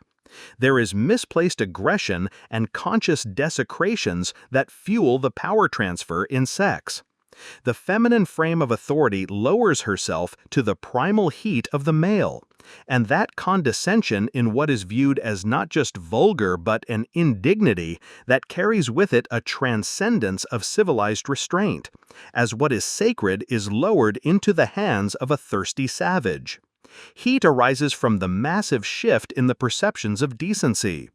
This could be a reason why males cling so tightly to the feminine frame of authority, and why they feel comfort not just in the more eased burden of responsibility of a mother-son dynamic, but also get supreme enjoyment from the sexual excitement itself. On the other hand, a man in the father-daughter dynamic will have different sexual arousal reasons. In this type of relationship, the female will many times be more sexually aroused than the male. The male is carrying the burden of responsibility in the relationship, which allows the female to have more energy to focus on her own base concerns. But also, the male's masculine frame is itself a major sexual stimulant to the female who wants the reassurance of his love through sex. When a man assumes the role of the serious one in the relationship, it comes with a price of stress that affects his sexual drive. The worry of the day and the future will keep him from the presence necessary for arousal within the moment. Stress is a sex killer. This is why the irresponsible male has more energy for sex and the female has less energy for sex in the mother-son dynamic. But there is a further complication to sex when a man is the responsible dominant. There is less indignation in the sex because he is not overcoming the feminine frame of authority that fuels a sense of taboo. There is less hate sex because the female respects the male in the relationship and she holds little resentment towards him. When a man is framed, he will have a healthy relationship with his female. 33. Equality is a lie to transfer power. The core design of a female is to either dominate a male or to submit to him in our sexual selection. A female is designed to test a man's sense of authority and will become emboldened over him the more the male fails the tests. Think about it like this. A woman is designed to dominate a male, but is reassured when a male does not allow her to dominate him. The mating dance of our species is a woman trying to get power over a male and having her reproductive anxiety calmed when the male refuses to give her control. If the male fails the test, this signals to the female that she needs to take charge in the relationship, which creates resentment over that power transfer since she is in need of a sexual leader from her biological investment in pregnancy. A woman is always reaching for power because of her high sex anxiety from her biological imperative to carry the male's offspring. The extreme body transformation of female pregnancy causes a woman to always test power configurations in her environment. Most males are oblivious to the power structures that surround them, but women are highly attuned to the social power structure. They use this intuition as a way for mate decisioning in their selection. They understand the most subtle expressions of power in social situations. They are power-obsessed by design to select males for propagation and to reassure themselves of that decision. But a woman's main test in male authority is psychological warfare and not physical. She misdirects, gaslights, and uses subterfuge to test male authority. This is a major reason why women sexually reward men who are bad boys. These men play by their own rules and are not beholden to the will of others. Their selfishness represents a singular vision that cuts through the testing of female tactics. But also, their selfishness creates an indifference, which causes them to be above the direction and will of others. The less shame and guilt tactics work on a man, the more aroused in indignation a female will be by his rebellious nature. The greatest act of mind games and gaslighting is to make someone think they are something that they are not. For example, a woman is designed to seek power over a male and to be reassured by his authority.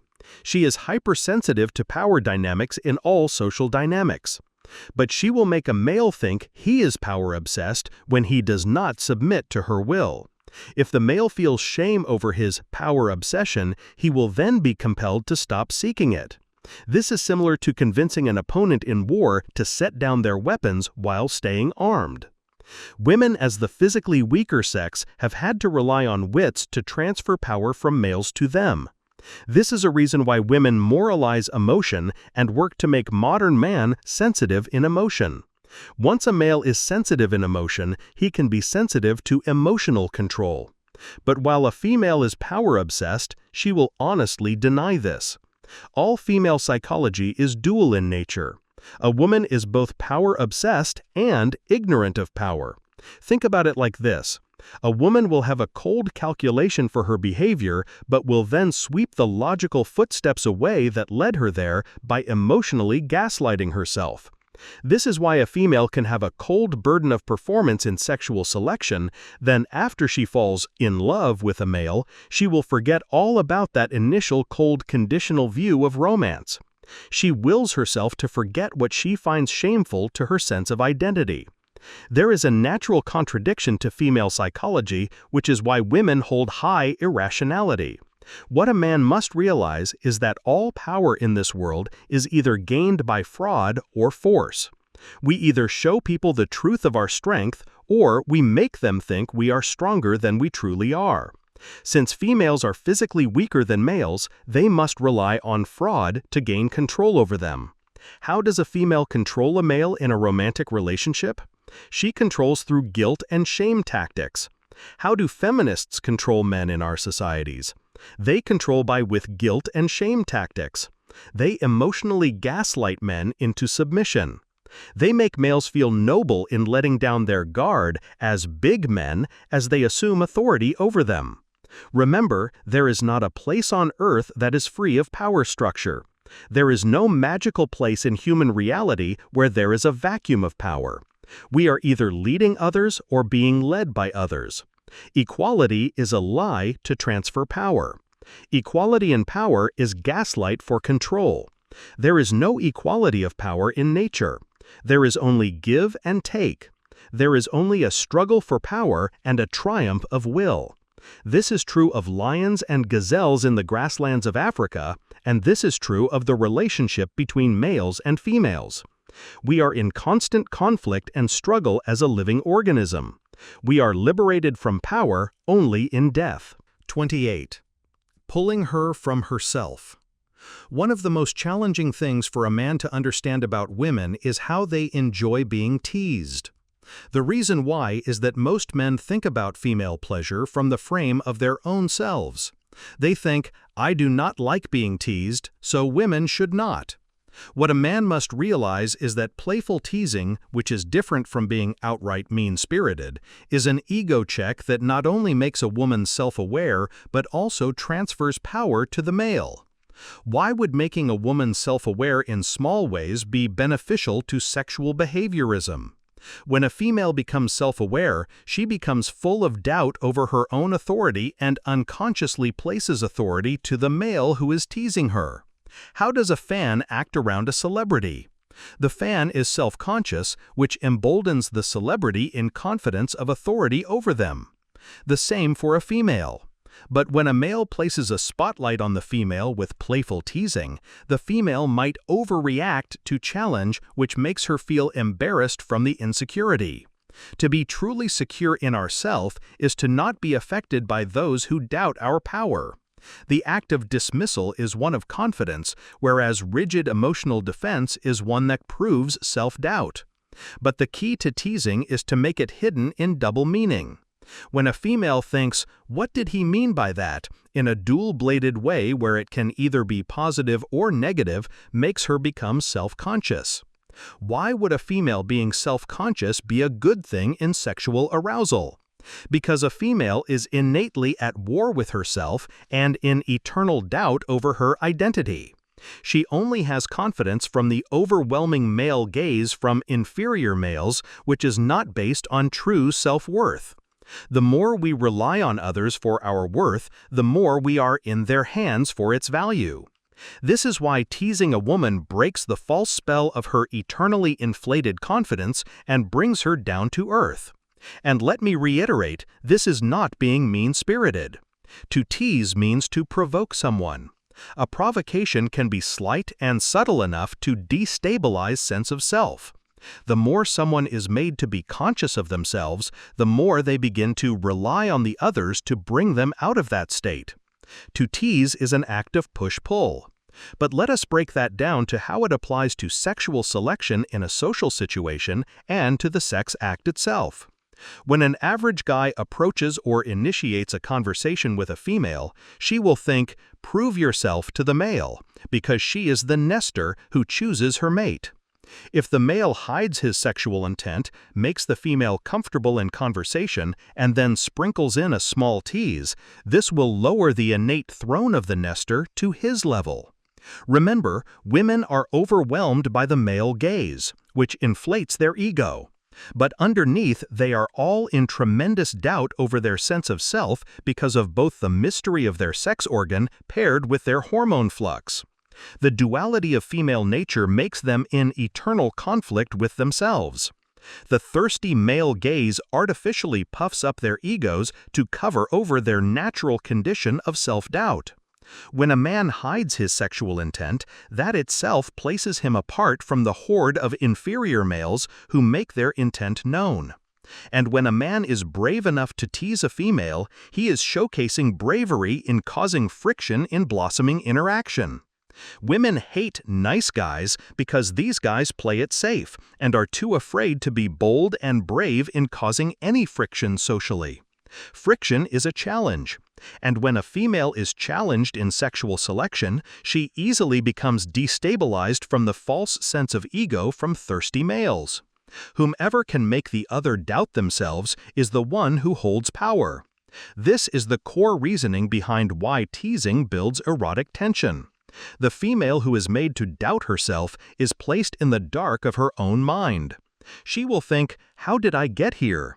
And this will make her realize that there is a greater power outside herself. What power? The one who has the power to make her turn her own gaze inward. Self-doubt is darkness, and we become lost in the dark. When a man pushes a female in small provocation by teasing, he is pushing her inside herself. This is a primordial fear in the heart of a female, where she fears the swirling dual-headed dragon that exists in the dark truth of her existence. She is hot and cold, yes and no. Her neurotic overthinking acts as a dual prosecutor and defender to all things. When a man teases successfully, the tease can hold either positive or negative meaning, which places the woman on the back of the dragon of female consciousness. She becomes trapped in the infinite loop that exists in the dual-headed dragon's mind. And when a man eases her back into a place of comfort in conversation. 41. Tempted by the fruit of another. Sexual infidelity between our species is based on reproductive opportunism. What we call hedonistic urge is our base greed in pursuing reproductive access.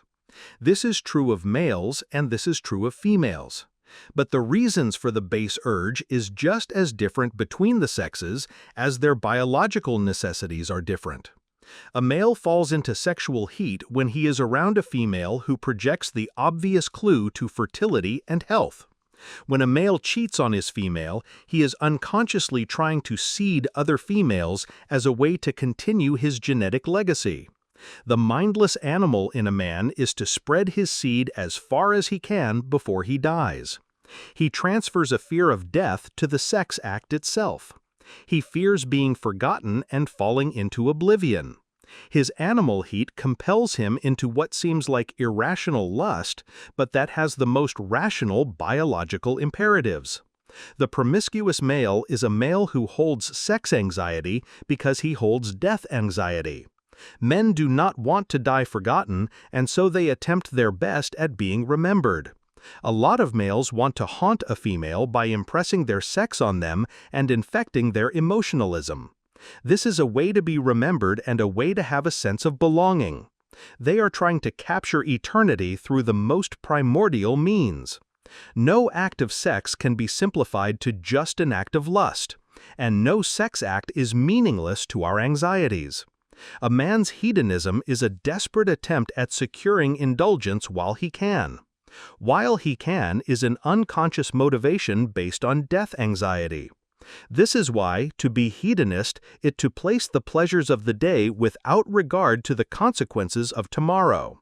The impulse to seek out pleasure that could cause chaos in our lives is a way to become a ritualistic display of only believing in the moment. When we place the impulsive urge of our body ahead of future meaning, the fear of death grows in our minds. We only can calm death anxiety by acts that forsake the moment for a belief in the future. This means we act as those we believe in the future, which makes us less afraid of seeing it. The more indulgent and impulsive a man acts in regards to his animal pleasures, the more he is conditioning himself to fear the future.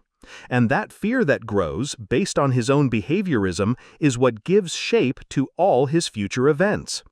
The man who attempts to sleep around with as many women as he can is like a man who is eating as fast as he can because he fears that it will be his last meal.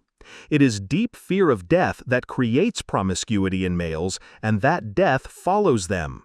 Why does a female commit sexual infidelity? A woman seeks a male who can calm her reproductive anxieties. She is not like the seed-spreading male, but rather focuses on securing the most valuable male that can provide her the best seed and nesting experience. But Jerr, a voice calls out from off the pages, nesting experience? What about the females who seek out the fun guys who party? Think about what a fun party-type guy is truly giving a female. A woman likes a fun guy because his carefree, fun personality projects that he does not fear death. And this reassures the female that he believes enough in life to calm her reproductive anxieties. Women look for men who can ease their reproductive anxieties. And that can mean carefree fun guy, and that can mean the serious provider, and that can mean the tough guy protector. Each individual female will seek out different males who specifically solve their own personal sex anxieties. How the female got a specific sex anxiety can be due to her upbringing or her ancestral memory. For example, if a woman was raised poor and she experienced her mother being in sexual heat to other males besides her father because their nest was suffering, then she will be more apt to look for provider males. Or, for example, if a woman's ancestors experienced traumatic events where the fathers were killed before the women, this could be held in the collective unconscious or influence the mothers placing a value on protection in sexual selection through behavioral conditioning. The key thing for a man to realize when his woman wanders off with another guy is that the other guy was solving a specific reproductive anxiety that the woman held. If she left a guy for someone with more money, it is because she was solving her nesting problem. If she ran off with a fun guy, she was looking for a guy who could project confidence in his carefree view of reality. To be a man is to bear the responsibility of all things. This means that a man must take responsibility for not solving his female's reproductive anxiety. Why? Because a female is not designed to calm her own reproductive anxiety, she is designed to seek out a male who calms that for her. Her aroused sexual state is a precursor to calmed reproductive anxiety. 16. Islands, worlds apart. Female liberation has freed women from the confinement of monogamy to undesirable males and created a vast divide between the sexes. No other time in mankind's history have we such levels of single females and single males unwilling to interact with each other.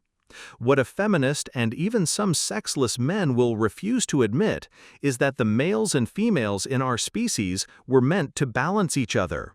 There are two frames of viewing reality, two mediums with two different messages, two anatomies with two different destinies. The emotional worldview and the rational worldview. A worldview for nurturing within the nest with its heightened presence to the moment and sensitivity to the needs within. And then there is the rational worldview that is cold enough to be free of neurotic navel-gazing in order to capture resources for the nest regardless of niceties. One view for the homestead and one view for the battlefield. This necessity of the nest is most clear with doctors and nurses. One must come into a situation free from emotional anxiety to perform gut-wrenching tasks requiring clear rational focus, while the other must be there to nurture the patient who must submit themselves to the coldness of the scalpel. The issue in our times is that the egg-carrying nesters, who are designed for emotional nurturing and infant care, are being socialized into a cold worldview. While the utilitarian design of the males, whose role in reproduction is the moment of giving seed to the egg, are being socialized into the role of nurturing caregiver to children. The males of our species are designed for a brief expulsion of seed without bearing children in womb because biological imperative is to be the independent one for resource gathering for the female. This is the root reason why males are designed for provision and protection. It is because of the freedom from carrying children in womb that most frees them for hunt and exploration. The innate hormone flux in the females of our species creates a necessary anxiety of self that compels them to regulate themselves socially to ease that anxiety, which makes them more attuned to emotional empathy for nurturing. What happens when nurses are taught to be cold and doctors are taught to be warm? We get emotional surgeons and detached caregivers. We get surgeons afraid to cut into the flesh and who let death overwhelm them into crushing despair, while unempathetic nurses spike the anxiety in the patients recovering from surgery. This can be fundamentally seen in the upbringing of modern children who are raised by stay-at-home fathers while their mothers act as providers. The fathers at home cannot match the innate warmth and empathy of what the mother could offer, while the mother cannot detach herself from the emotional self-sacrifice of careerism. Let us now go to the divide. We have a rise of single women in our times who are aging alone. What does this mean for the world at large?